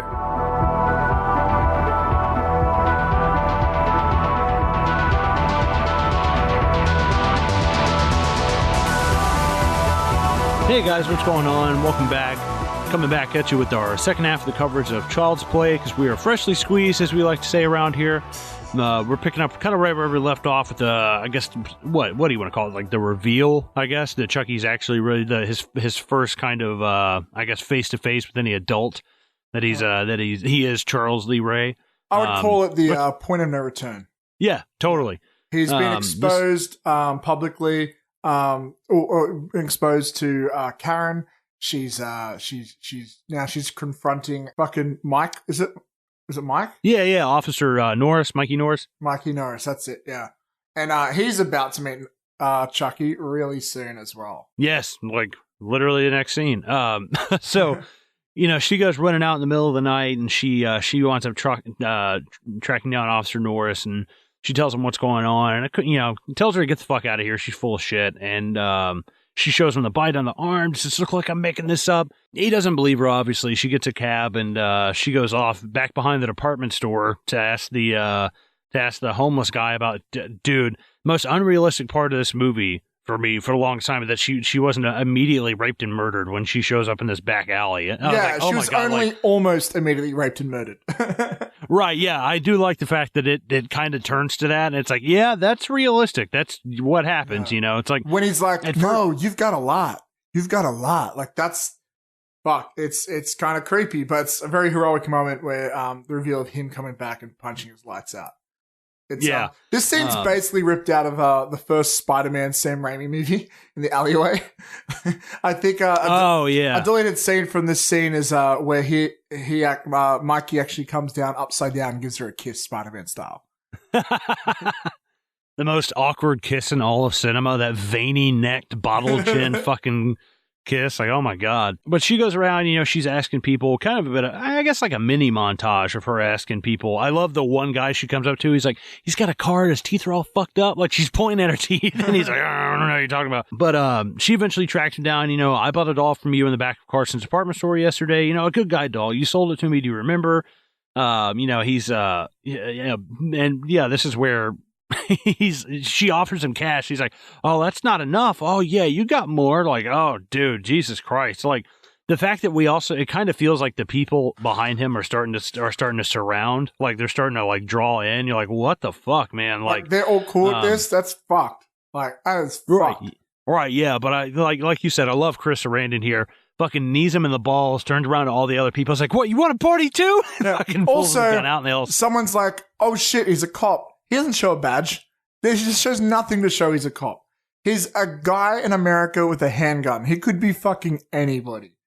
But that's just a little nitpick that I think's funny. Right, they're like, oh, he's freshly showered and he has a scarf. Run! Oh my God, he's got a scarf. He's got a scarf. What's hilarious that Chris Sarandon was talking about is like, you can see their breath really well. This was filmed in the winter in Chicago, which is notoriously fucking brutal. But he said there was a scene where he runs out of a house or something. I think it might have been a deleted scene. And he goes to yell, like, Karen. And he said he got outside, first take, and it was just like, and the fucking cold just froze his vocal cords like immediately. Wow. And he said, I went outside to talk, and it was like, wow. He's like, I couldn't say fucking shit. He's like, they froze almost immediately. So all of the exteriors of this are actually done in Chicago, which at first I thought this movie might have been set in Detroit. It kind of has like that, like RoboCop kind of feel to it. And I was like, oh no, this is definitely Chicago. Dude, but all the interiors are done in California. I love Chicago, man. I've got some friends I've never been there. I've got some friends there. I would love to go back. I love that city. And it fucking kills me because I've been there. I've been there before, but it wasn't until after I left I realized the world's biggest video game arcade is there. I think it's called Galaxy, Ghost Galaxy, or Galaxy Ghost, something. I forget what it's called. I've always wanted to go, and I didn't realize it was like in the Chicago area until after I fucking left. But I'll be back soon one day. Maybe I'll say hi to you. We'll see. Yeah, I say, dude, you're only 8 hours away. We'll go up to Chicago. We'll hang out with some of the people from Haiti Remember, and we'll fucking get some beers and go to the arcade and shit. Are they Chicago based as well? Yes, yeah, they totally that's a fucking date right there. Let's make that happen. Dude, I can't tell you. I've got a handful of friends who actually moved to Chicago for like acting and stuff. So I've had multiple offers like, hey man, I don't have a guest room, but there's always the couch. And it's like, well, fucking, I mean, yeah, it beats nothing. Sounds like the Midnight Double Feature tour is about to go underway. Dude, Zohel will tell you this. I had an idea for a countrywide tour, going to people's houses and recording podcasts. But yeah, so he gets a hold of this homeless guy. He's basically saying, where did he get the doll? He got it from the burned out toy store in Wabash, which is exactly where they were. She starts asking him. She's like, wait, what's wrong? What did that guy say that pissed you off? It kind of provoked you or whatever, what have you. And she's like, I like this. I really like this out of Chris Sarandon where, what was it? What did he say that got you? And he's like, the place where he said he got the doll, Charles Lee Ray died there. He's partners with Eddie Caputo. And she starts walking off. She's like, oh, I'm going to go to the toy store. He's like, listen, there's nothing there. It's completely burned out. She's like, how do you know that? It was struck by lightning the night that he died. She's like, well, how do you know that? He's like, because I'm the one who shot him. And it's like, oh, shit. Like, that's great because it's so believable. She's like, why didn't you say that? He's like, why would I tell you that? Why would I just walk around telling the people that I shot a dude? Like, it's great. It's actually a little bit of three-dimensional, like, humanity in him. It's like, it's not exactly the kind of thing you tell someone, and it's great because he's like, I don't feel great about having to do that. It's part of my job. He's like, but I'm not.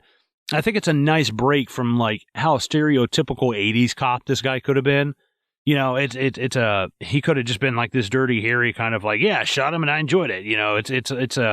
It's nice to see him actually like have some, not regret, but he doesn't feel great about it. I enjoyed that. Yeah. And it's really great seeing the pieces pieced together, right? Yeah, sorry. I was taking a swig of coffee. I thought you were gonna talk longer, and I was like, "Oh fuck!" Yeah, I know. Usually, I'm a long talker, but sometimes I have just a concise thought.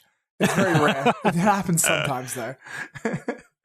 Well, so he says, "Come on, I'll take you home. You got to get some sleep." Blah blah blah. Where did Charles Lee Ray live? 730 Stony, whatever. Tells him where she lives, which he just gives away way too easily. Like, you are a cop. You work for the law. You can't just give out that private information so easily, buddy. Like, shame on you. I know it helps the plot, but still.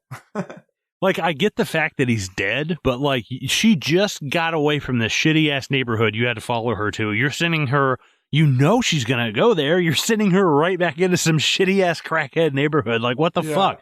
I also love how when he gets around the car, first of all, we get that point of view shot where from the windshield, which is cool. But as he comes around, she just winds up the window like, oh no. And then he just opens the fucking door.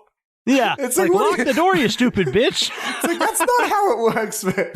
I get it. She's not thinking straight because she's in a panic, but it's funny. And I love his line. It's like, why'd you believe me? He's like, because I'm sane and rational. Like, I actually, I buy his performance because I interpret his performance as he's trying to say the logical, most believable thing, but he doesn't fully believe that. That he's been putting these pieces together, and this new piece of information, he knows it's too many coincidences, but he's still trying to like hold on to like that reality. This guy, dude, all the actors in the movie are really good. These two are great in the scene as well. Yeah, I absolutely love Chris Sarandon. My girlfriend would fuck the shit out of this dude, by the way. And he is a very, very handsome guy, but the thing that's I've heard that he is unbelievably nice on set. Like when he did Fright Night, there's a couple of scenes in Fright Night where there's, it's an 80s vampire horror movie. There's a lot of prosthetics and practical effects. And they said, he was in the chair for hours upon hours a day, but he never bitched about shit. He was never complaining. In fact, he would get to a point where he would go, can you give me something to do? Like, can I put some stuff on so the time will pass and it will make your job easier? And they're like, he was so fucking nice on set. And like, even though like, in this next scene coming up where he's wrestling with him in the car, he's like, you have to make it believable. You can't look at the guys who are underneath you, with the floor cut out of this car, watching them work the puppet. He's like, you've got to ignore that. And it would be so easy to be kind of like cynical and shitty about it. But the fact that he's into it and it sells it that much more. But yeah, that's basically where we're at now. He drives off. She puts it together. He said he was going to kill Eddie Caputo, then you're next, blah, blah, blah. And we get this kind of, not a chase scene, really. I don't know what you call it. It feels like a chase scene. This kind of interior fight, like in the car. Why isn't he putting on the fucking brakes? Are the brakes cut? Isn't that what is that what he's strangling him with? Is the brake line? Maybe. I couldn't figure that out either. But it's like, he seems to be struggling with something. And it doesn't seem like this is the scene where it's kind of like, you really have to believe that he has the strength of a full man. Otherwise, it's like, he's a fucking doll. But that's the only explanation. It does feel a little weird, because you wouldn't want to hit the accelerator much. But when Chucky hits the accelerator with his hand, like, that's pretty fucking sadistic and scary. Yeah, it's a little funny, but it is cool. And like how he's screaming at him too is really awesome as well. I think actually looking at it now, I think you're right. Maybe it is the brake line. Maybe there was like a deleted scene beforehand of him cutting the brake line. Maybe they just assumed that we would figure that out. Maybe they're trying not to spoon feed us, maybe. That's the only thing I can put together. Is like, is he strangling him with like jumper cables or like, I don't know.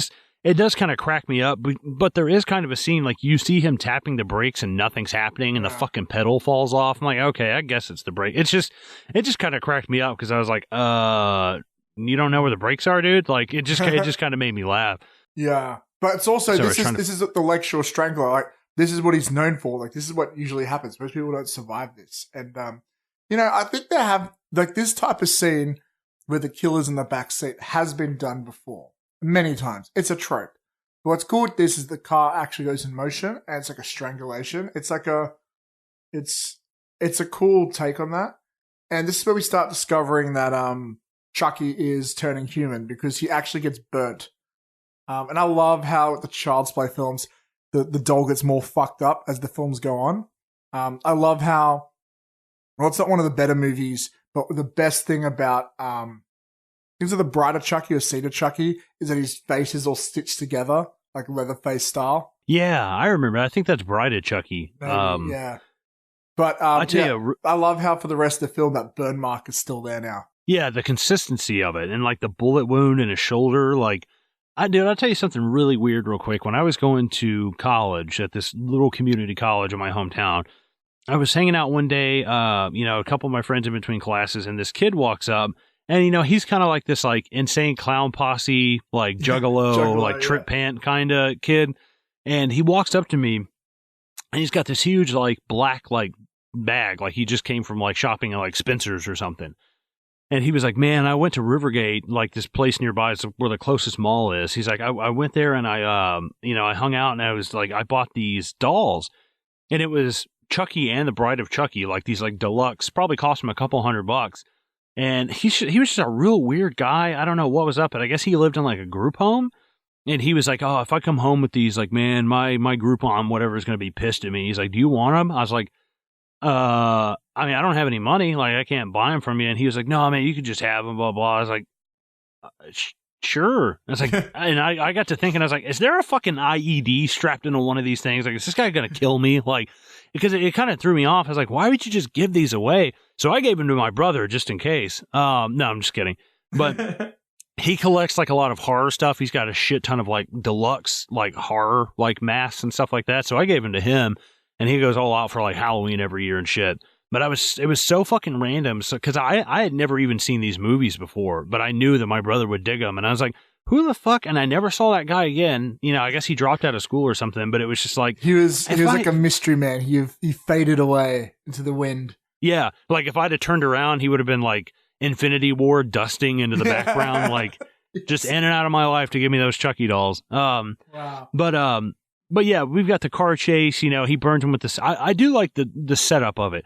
He collects a cigarette lighter in. He puts a cigarette in his mouth. Chucky doesn't know that. He throws the quarter out, and then he uses that to his advantage. Like, I dig that. That's cool.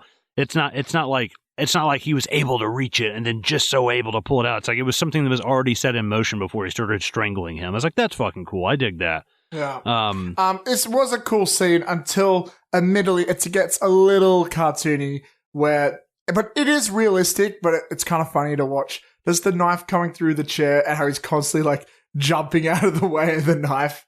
It feels a little bit silly. I guess it's also realistic for that scenario. It goes on a little long. It's like, dude, we get it. Like the danger of him, like I'm assuming of having cut the brake line and stuff, like that's dangerous enough, but we don't need the butcher knife coming through, cutting off your pecker. It's like, we don't really need that. Like, this is enough. Like, I think if I was in that scenario, right, because at this point, Chucky hasn't hit the accelerator yet, right? I would just take my foot off the accelerator, move it into a wall so it hits that or something, and then just jump out of the car or jump into the other seat where I could grab Chucky and throw him out the window or some shit. I know it's easier said than done, but my initial reaction, regardless of how scared I was, would not be to hit the accelerator. Unless I was going slow and I thought if I quickly accelerated into a car or something, it would launch Chucky forward so I could like get a get the wires off my neck, maybe. But my reaction would not be, let's go faster. That's for sure. Yeah, like I would have started. There's plenty of parked cars. I mean, you might die, but you're for sure gonna die if you keep fucking letting this guy take swings at you with a knife.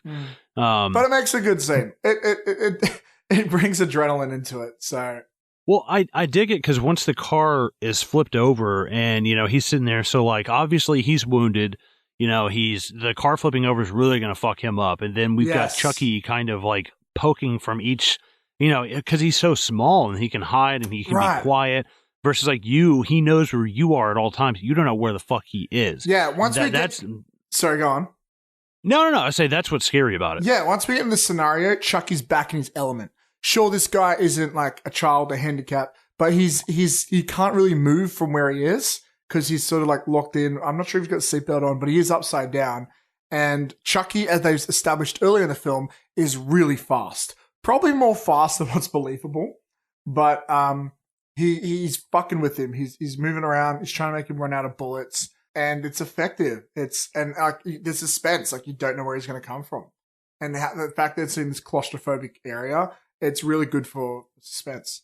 No, yeah, for sure. I mean, it feels like you're fucking trapped because it's like, well, try and dig your way out of this shit, and he's gonna be waiting right on top to stab you in the face with a fucking knife. Yeah. But honestly, watching this, you assume he's gonna die because most slashers in this scenario are building up to a death. So the fact that he gets away is a surprise.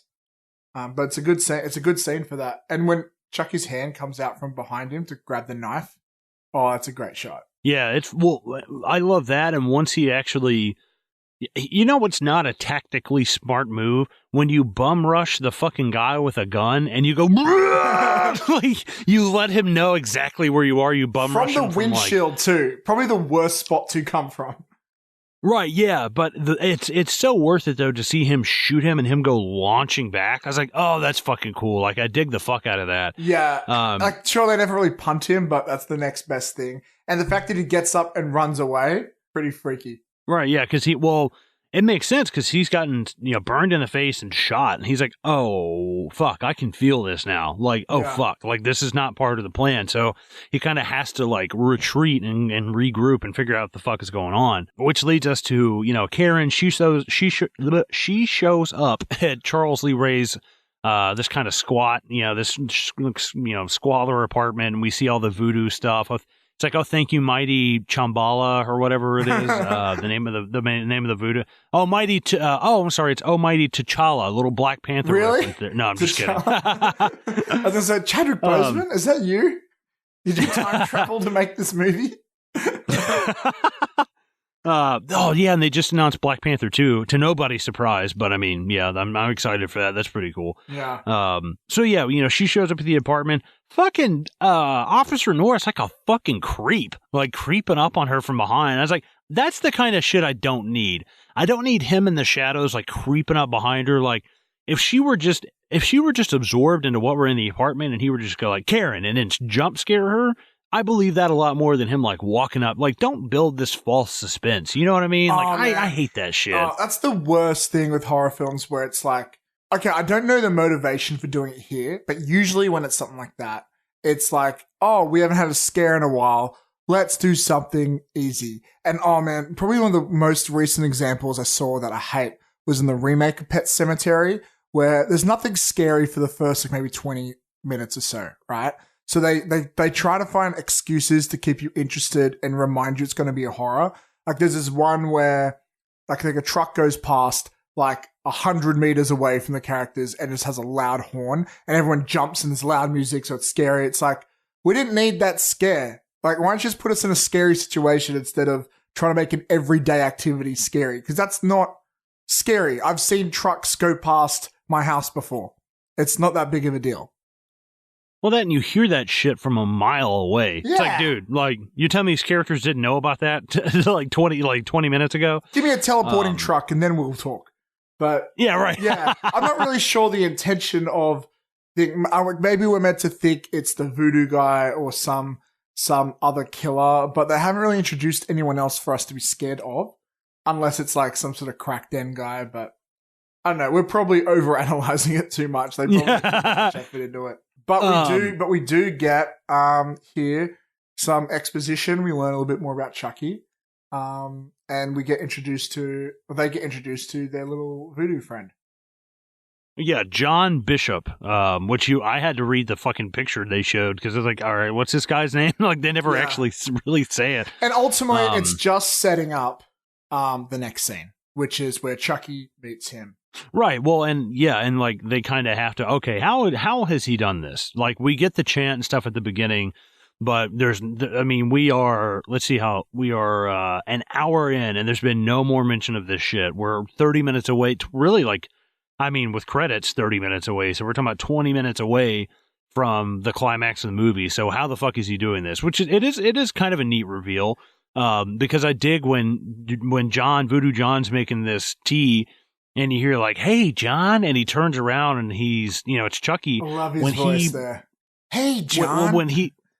When he's like sitting down, when he like switches himself from standing up to sitting down, I was like, that looks awesome, dude. Yes, I'm glad you brought that up. Good. They could have set up Voodoo John maybe earlier on, but fair enough, whatever. It's good that we're learning a little bit more about Chucky and his situation and increasing the stakes. But this shot is one of the good examples of animatronics. I'm pretty sure it's animatronics, where we see him. We get one of the first reveals of Chucky fully standing. Is where we finally get to see Chucky for who he is properly, like as a character, not just like a force to be reckoned with, like a fearful thing. And this is what I loved about 80s slashers, dude. Like, they were characters. What I hate about a lot of modern horrors now is it's always some invisible ghost and just some people getting scared of chairs moving around, flying around with demon spirits and shit. And that's why I think movies like It is getting really popular, or the new Halloween. It's because there's a character for us to connect with. And in this scene, we get a character. Chucky, he has dialogue with someone. It's his first proper conversation. And we get to see the animatronics in full display. We get to see he gets very theatrical with his arms moving around. Seeing him sit down, I can never tell. Is that a person?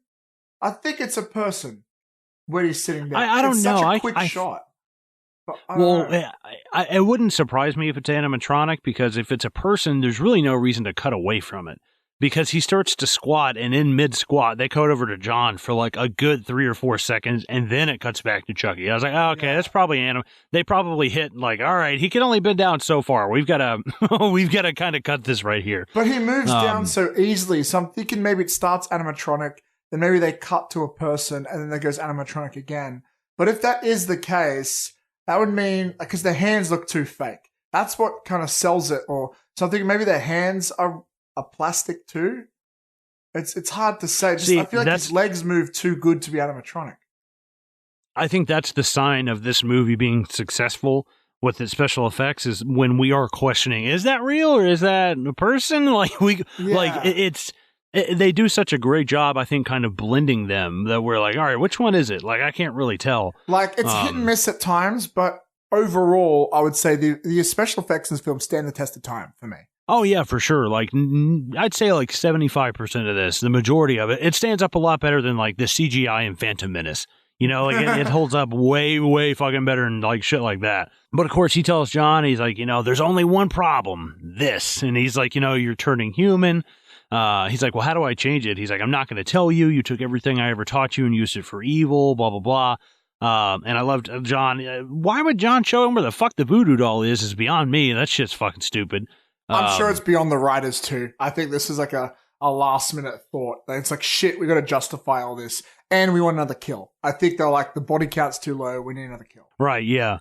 Which is basically, that's exactly what it does. The snapping of the limbs is just like, like, ugh, that immediately makes me fucking sick. Like, seeing somebody get their, like, I've dislocated the same knee twice. And when you fall down and you look and your kneecap is on the other side of your leg, it's like, it will make you almost vomit. Yeah. Like, I can't watch, after experiencing that like firsthand multiple times, I can't watch that anymore, dude. It's like, it makes me fucking like sick to know that like the only good thing about it is your body is in such shock, like the pain is like almost not existent. You're like, oh, thank God. Yeah. Now let me ask you this: like, sure, we get the cool snaps and and stuff of a kill. But this is like one of the only magic related murders. I think maybe the only one in the entire franchise.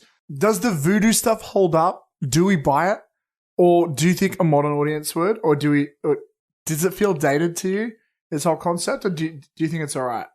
Because I'm on the fence about it. I think I think it comes back to the thing of like, people weren't really educated. Like, this is a time where, like the spiritual person in movies was always somebody of color, because people were like, oh, that's just that mystical black guy, blah, blah, blah. So I think when it comes to stuff like that, people they're a little bit more educated on shit like that now, but voodoo has such like a rich history, and it goes back for so far before it even came to the US that like, I do kind of, I kind of still buy it, but you can tell it's one of those things where maybe in modern times it hasn't held up as well, but I do think for 1988, I think it does pretty well, and I don't hate it here, but here's my thing: is if it doesn't hold up now, then what does hold up? What do we substitute now for him being able to get into the doll's body?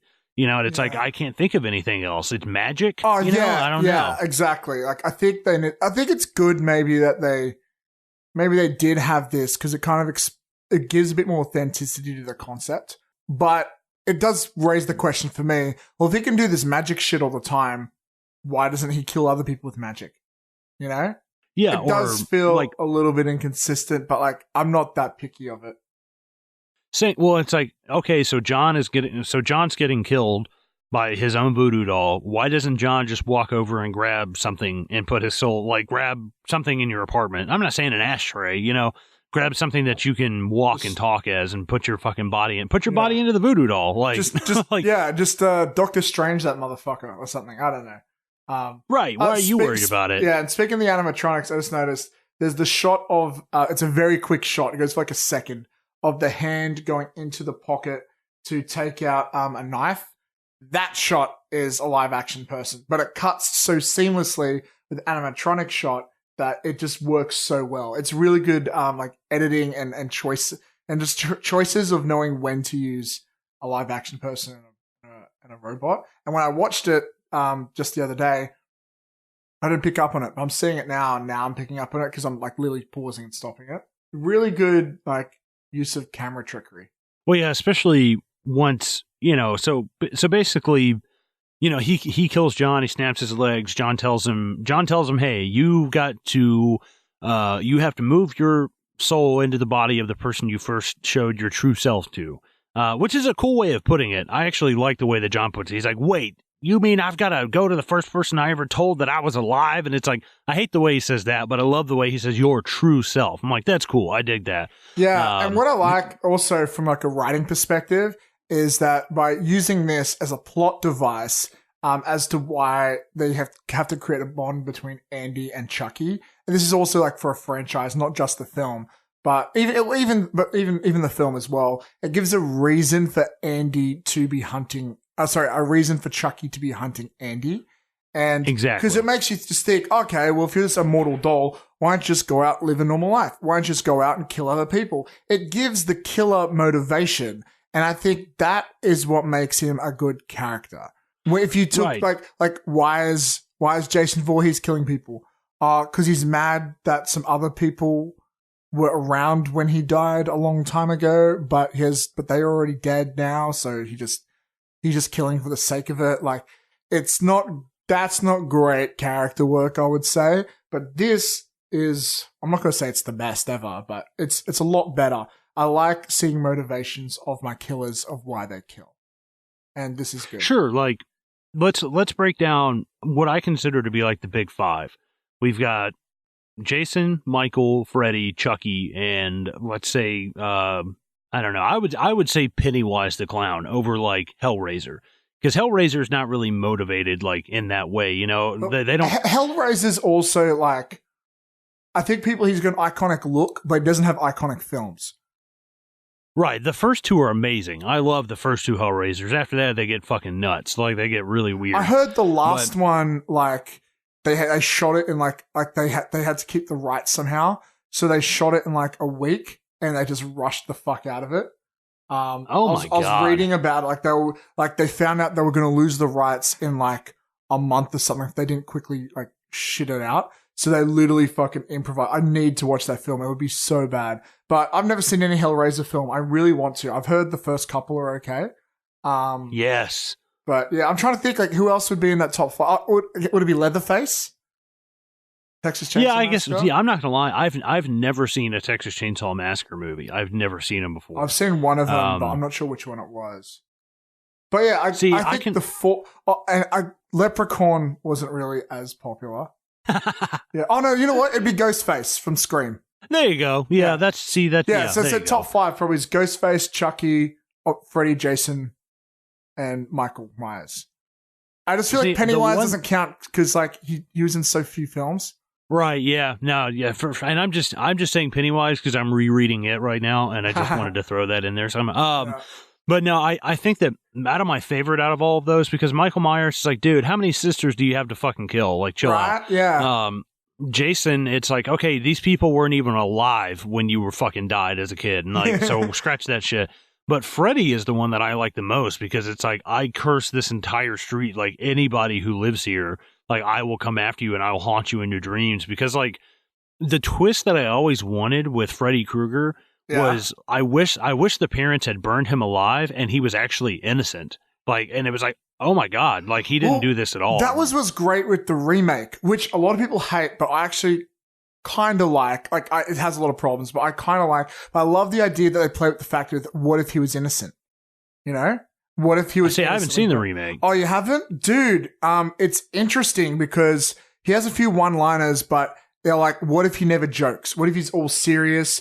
And he's I think in the original movies, they wanted him to be a pedophile, but they just made him a child killer.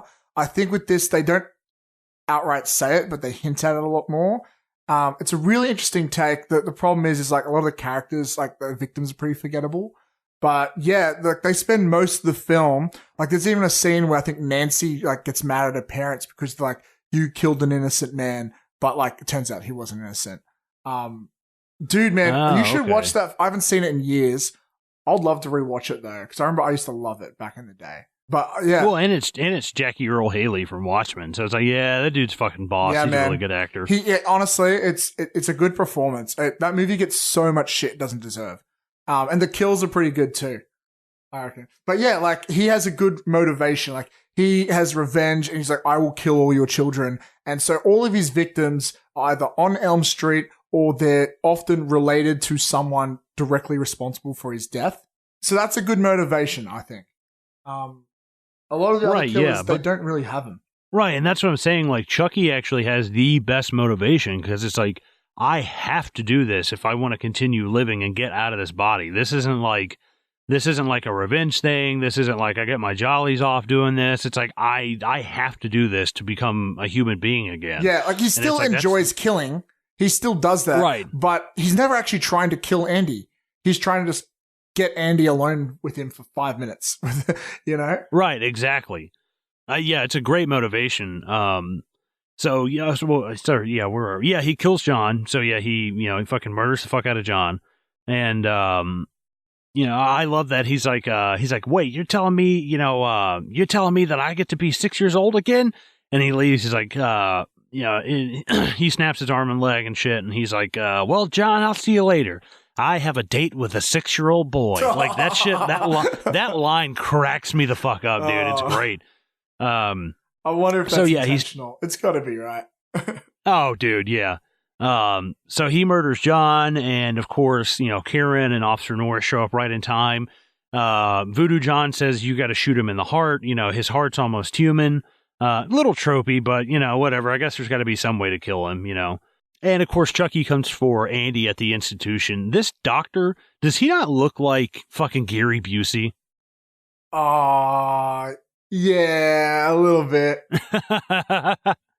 That's like all I can fucking think of when I see him is his big gangly ass teeth. But Andy I fucking hate the shots of Chucky going up the stairs. It's so obviously a person. Like they're not even like right. And it's walking so differently to how he does in the past. Like I wish they'd kind of terminated it a little bit, like and the sort of bit more jointy or rickety or something. But We know you'll take. No, yeah, because like the guy who I can't remember the actor's name that's the stunt double, the human stunt double for Chucky, but they were saying like, yeah, he really worked with the special effects teams and got the movements down that Chucky does. Like, no, he fucking didn't. I was like, you can tell in a fucking heartbeat that that's not it. I was like, I get it. There's certain moments like where Andy's sleeping in the bed and Chucky kind of starts marching over with a knife in his hand. Like, that does look a little bit more robotic and shit. But like I think what they should have done is shot a lot of stuff in reverse to give it that herky-jerky kind of robotic like effect. I can see that. Yeah. Like, they do that with a lot of stuff to make walks and shit. Like the T-1000 in Terminator, they had him walk like extra fast and then they slowed it down a little bit to make it look more like fluid and shit. And I was like, oh, wow. Wow. What I'm realizing now is a lot of the times you see Chucky, it's during the daylight. Yeah, there's not a whole lot of shit at night. Yeah, they don't have a lot of stuff at night involving Chucky, and you'd think they would reverse that priority and have him do more stuff at night just to sort of sell the horror or him more. Because these shots where he's looking through the bars in the daylight, it looks a little funky. Yeah, like what would happen if Chucky were going up the stairs and there was a couple of construction workers and they were just like, what the fuck? And they just threw him off the fucking balcony. Like, get out of here, kid. Yeah. But this part right here where Andy's, I mean, dude, that's heartbreaking. Where Andy's like, please don't leave me. He's going to kill me. And then like, please don't leave me alone. And it's like, oh my God, dude. That is like, Lindsay walked in when we were watching this and she's like, that is the saddest part of this movie. She's like, that breaks my heart. Because that kid sells the fuck out of that. The terror, the absolute terror of being left alone is like amazing, dude. Now this shot of, sorry I keep bringing this up but I find it so interesting. Now this shot where you see, Chucky walking towards the bed. You can see feet to head in the shot. Him walking. Do you think it's animatronic? I think it's animatronic, right? It's got to be. Or is it? I don't know because I can't tell.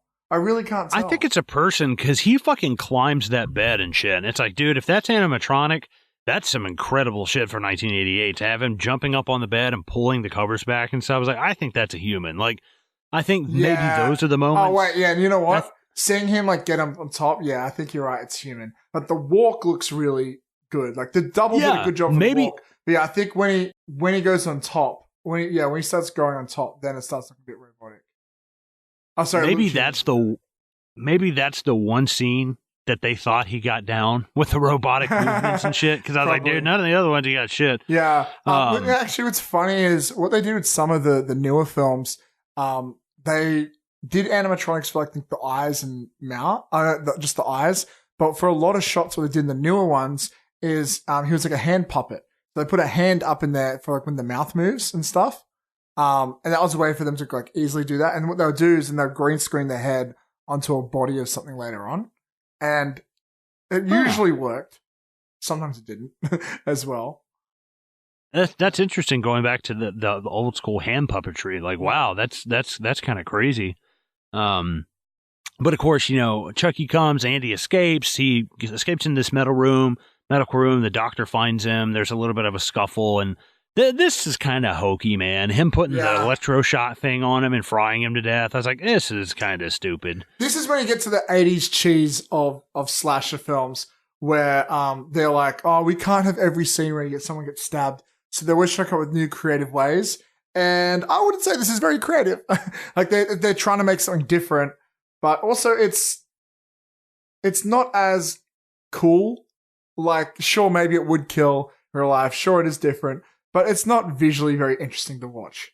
No, because the guy fries to death. What's wrong with his hands? Can he not take the fucking thing off his head? Yeah. Like what's preventing him? Like, I don't know. I think, honestly, he's got him on the ground. He's sitting right there. Like, take the scalpel and jam it in his fucking eye and then slit his throat. Like, something violent. It's a rated R movie. Give me some, I mean, I'm just saying, like, give me some fucking gore and shit. Bro, the more I look at this guy, the more I'm seeing it now. I can't unsee it. He is Gary Busey. He looks exactly like him. Yeah. I've turned you. I can't unsee it now. Like, you're right. But yeah, also, I was always like, how come Andy doesn't do something? He could distract him. He could throw something at him. He could whatever.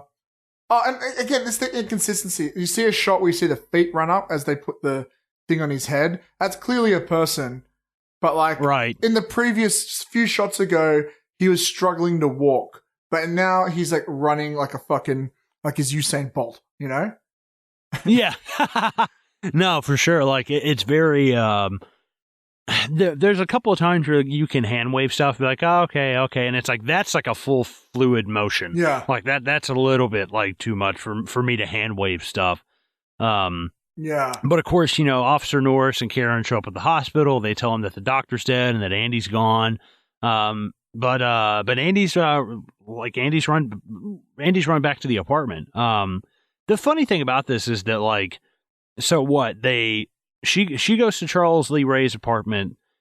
The Officer Norris shows up. They go from Charles Lee Ray's apartment to Voodoo John. They go from Voodoo John to the insane asylum, and from the insane asylum back to the. But it's like, dude, they jump like locations 4 times in 5 minutes.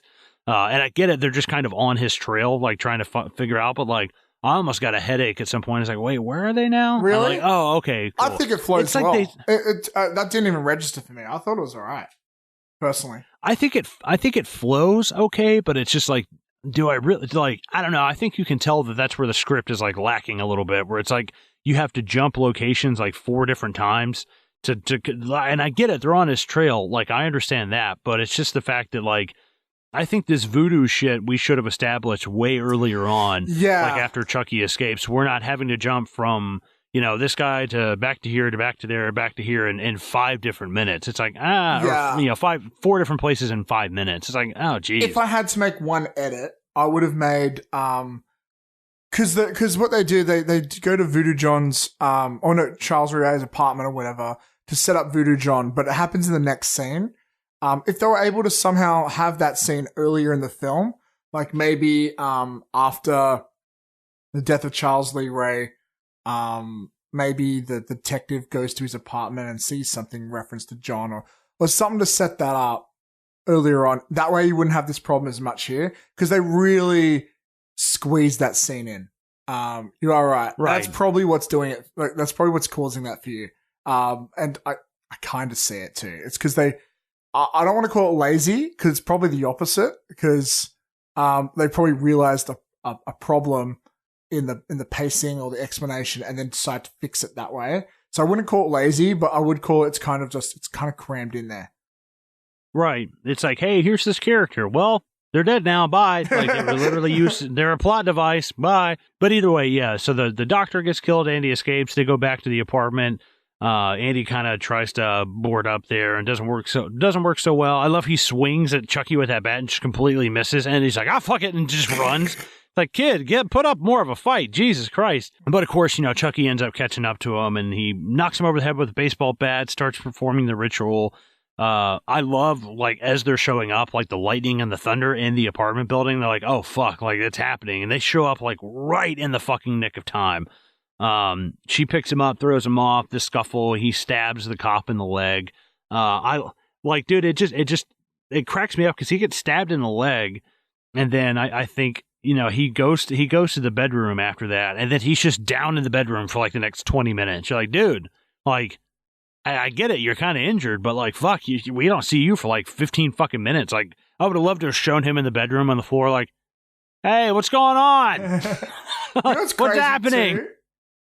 From someone else's perspective, at this point, all those murders kind of look like Andy's done them.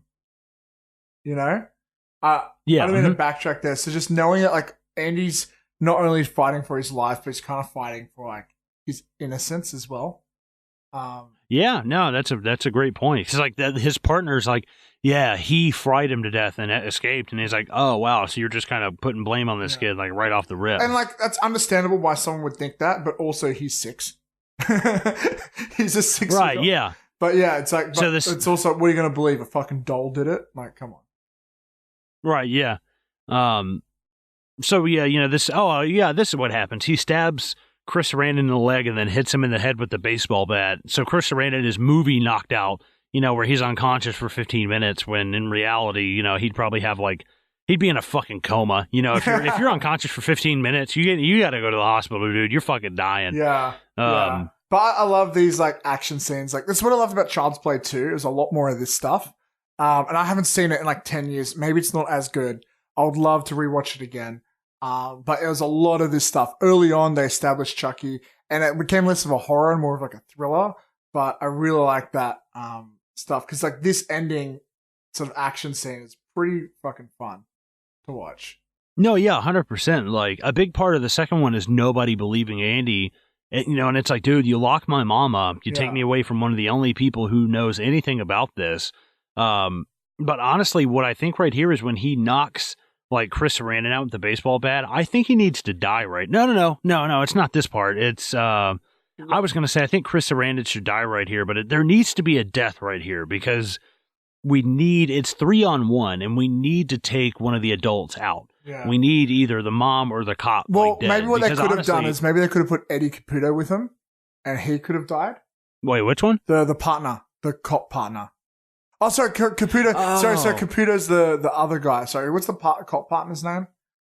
Norris. Yeah, Norris. So not Caputo. Caputo's the other guy. But maybe But you also need him for later in the end because you need someone for them to convince to sort of give closure to the story. Right. Yeah. It's kind of damned if you do, damned if you don't, because like what I think is so interesting is when, and I was just reading about this, that whenever they shot this stuff with, him, so there's this tussle with the mom, Karen throws him in the fireplace. She's trying to get the thing lit. Andy, bro, fucking help somebody out, dude. Like he's just staring at her the whole time with this dead blank look. I'm like, dude, your mom is about to fucking die. Like, do something, kid. Yeah. Like, eventually he does, but, like, they really make him wait. They really make him wait, don't they? I wish Karen had been like, Andy, you get over here or I will fucking kill you. Like, she just starts threatening him. Like, Andy, I'll buy you a dog if you come over here and help me. Nah, he's 6, I'm willing to, like, if he was an adult, no excuse, but as this kid, you can see him, like, they're trying to make it so he has to make a decision. Like, they're trying to, like, lead that out. But it just comes across as, he's on the spectrum. Yeah. Well, especially because, like, you don't get to sit there and watch your mom struggle and then run over there and drop the one-liner, kid. Like, what the fuck? Like, you don't get to be Captain Badass after you stand over on the sidelines. Yeah. Like, what the fuck? I love how much Chucky's struggling for his life in this scene. You will never see Jason Voorhees or Freddy Krueger do that. And that's what I like about this character. That's actually what I really like about Ghostface in Scream movies. He's so more realistic. Sure, he doesn't like scream and yell as much, but he will do things like, I'll gut you like a fish if you hang up this phone or stuff like that. But he'll also do things like he'll trip over objects and when he's running, like he'll bump into things too. And like, I love that slightly realistic element. And so the fact that here Chucky's like almost begging for his life. He's trying to fight to survive. So cool. And then, like you said, Andy comes over. He finally makes a decision. He stands up for himself. So you get a little bit of a small character arc. But this film really doesn't focus on that stuff. But he does get the cool line. It's like, Andy, remember? I thought we were going to be friends to the end. And he's just like, this is the end, friend. And then, yeah, I like it. I like his diction, like his emphasis on those words. Yeah, you can tell the director sat with him for at least 10 takes. Be like, no, you've got to say it like this, like because he looks so. It's a little bit out of place, but again, that's that 80s cheese for you. Like they always have to have a cool one-liner somewhere in the film, And it's a good one, and it's a good one. It's not a bad line. Like, I dig it, man. And it's been built up. It's based off something you've heard a bunch of times throughout the film. Right, exactly. It's not unearned. And again, and I love in Cult of Chucky later on, the same actor, but now he's a full grown adult male, and he's like, this is the end, fucker. It's so funny to see it, except now he swears. It's so funny. But we get him on fire, and it's a cool stunt, right? Well, what's great, obviously this is the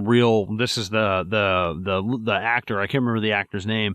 They built this whole living room. They built this whole set again. And he's about 10 inches taller, this actor, than Chucky, the doll. So what they did is they made everything, they say he's about 30% taller than Chucky. So they built everything 30% bigger to make it look like it's Chucky by scale. That's but incredible. It's like a slightly bigger apartment. And it's definitely him when he's walking down the hallway with the knife after he's been like slow rotisserie cooked. It's like it's definitely the actor walking down him. I feel like at some shots they cut back to a doll at some points, but it's hard to tell. They do a really good job of matching it. This is really well done. Yeah, when he comes to the door, right when she shuts the door and he's like kicking it, like it's definitely the doll. But like when it cuts to him, when he runs to the other side and goes to that door, it's definitely a human. Like they cut back and forth. Yeah. But I'd love to know why Tom Holland didn't return for sequels, because he did such a great job directing this. I don't know. Yeah, that is interesting.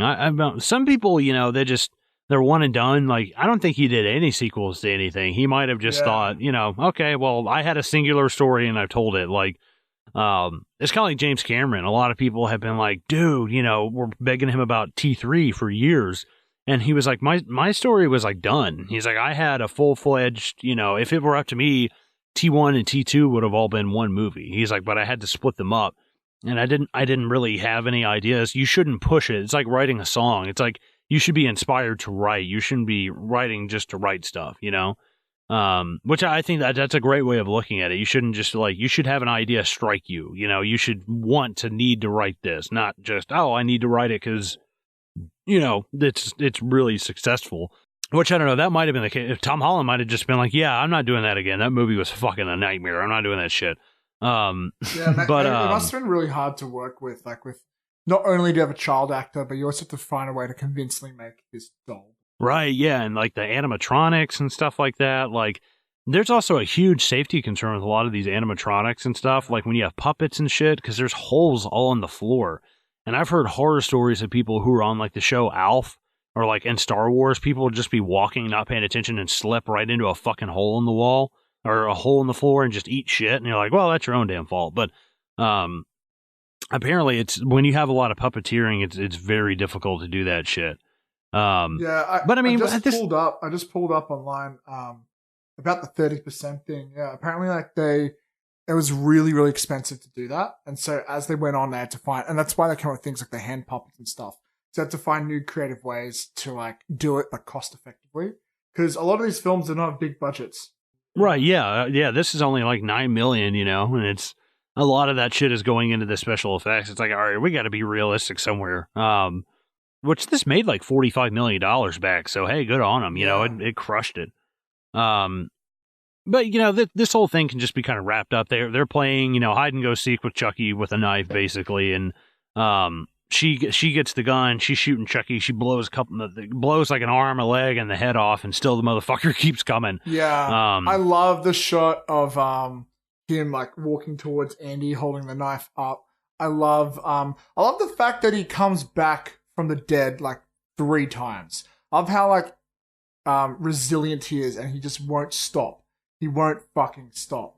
Usually in a lot of horror films, the guy dies and he comes back for the one last scare. But that happens 3 times in this.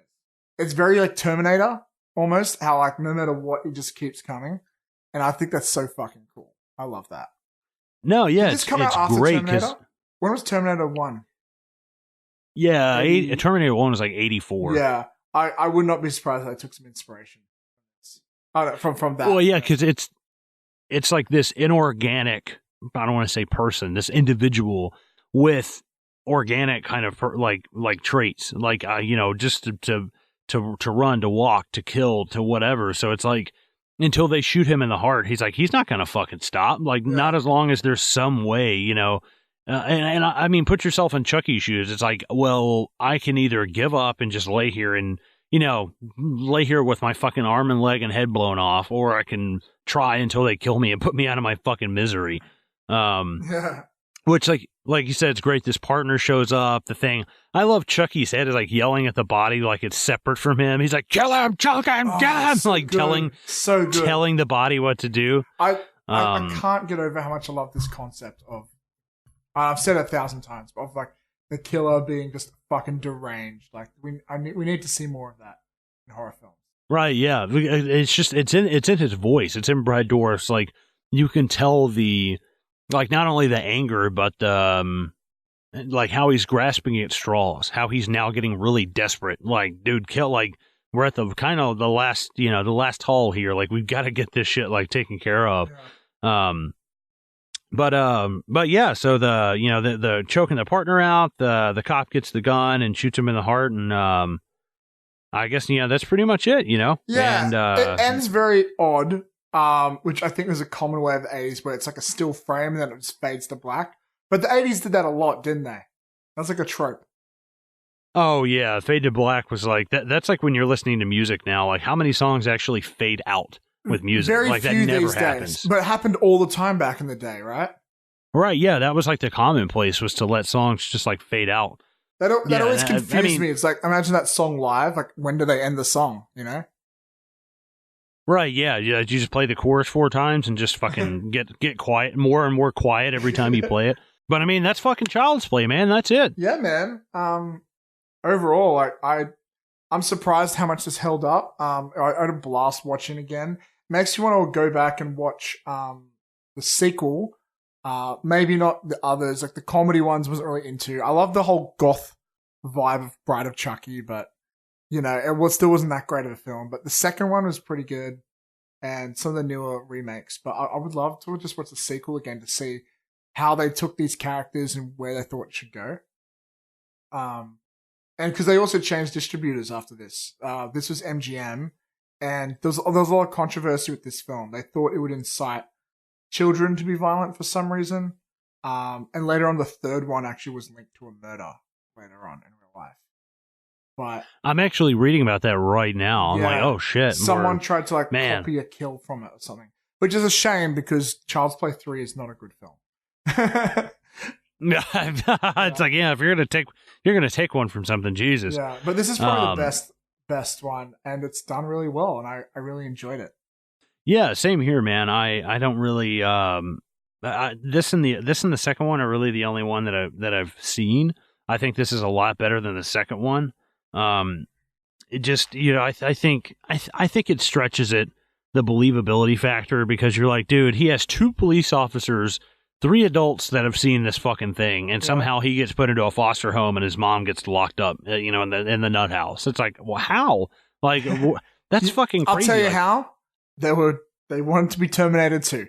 I always compare Child's Play 2 as like they took a lot out of the Terminator 2 book. They made it more actiony. She's in a nut house. I just feel like I don't know why, but I always made that connection in my mind.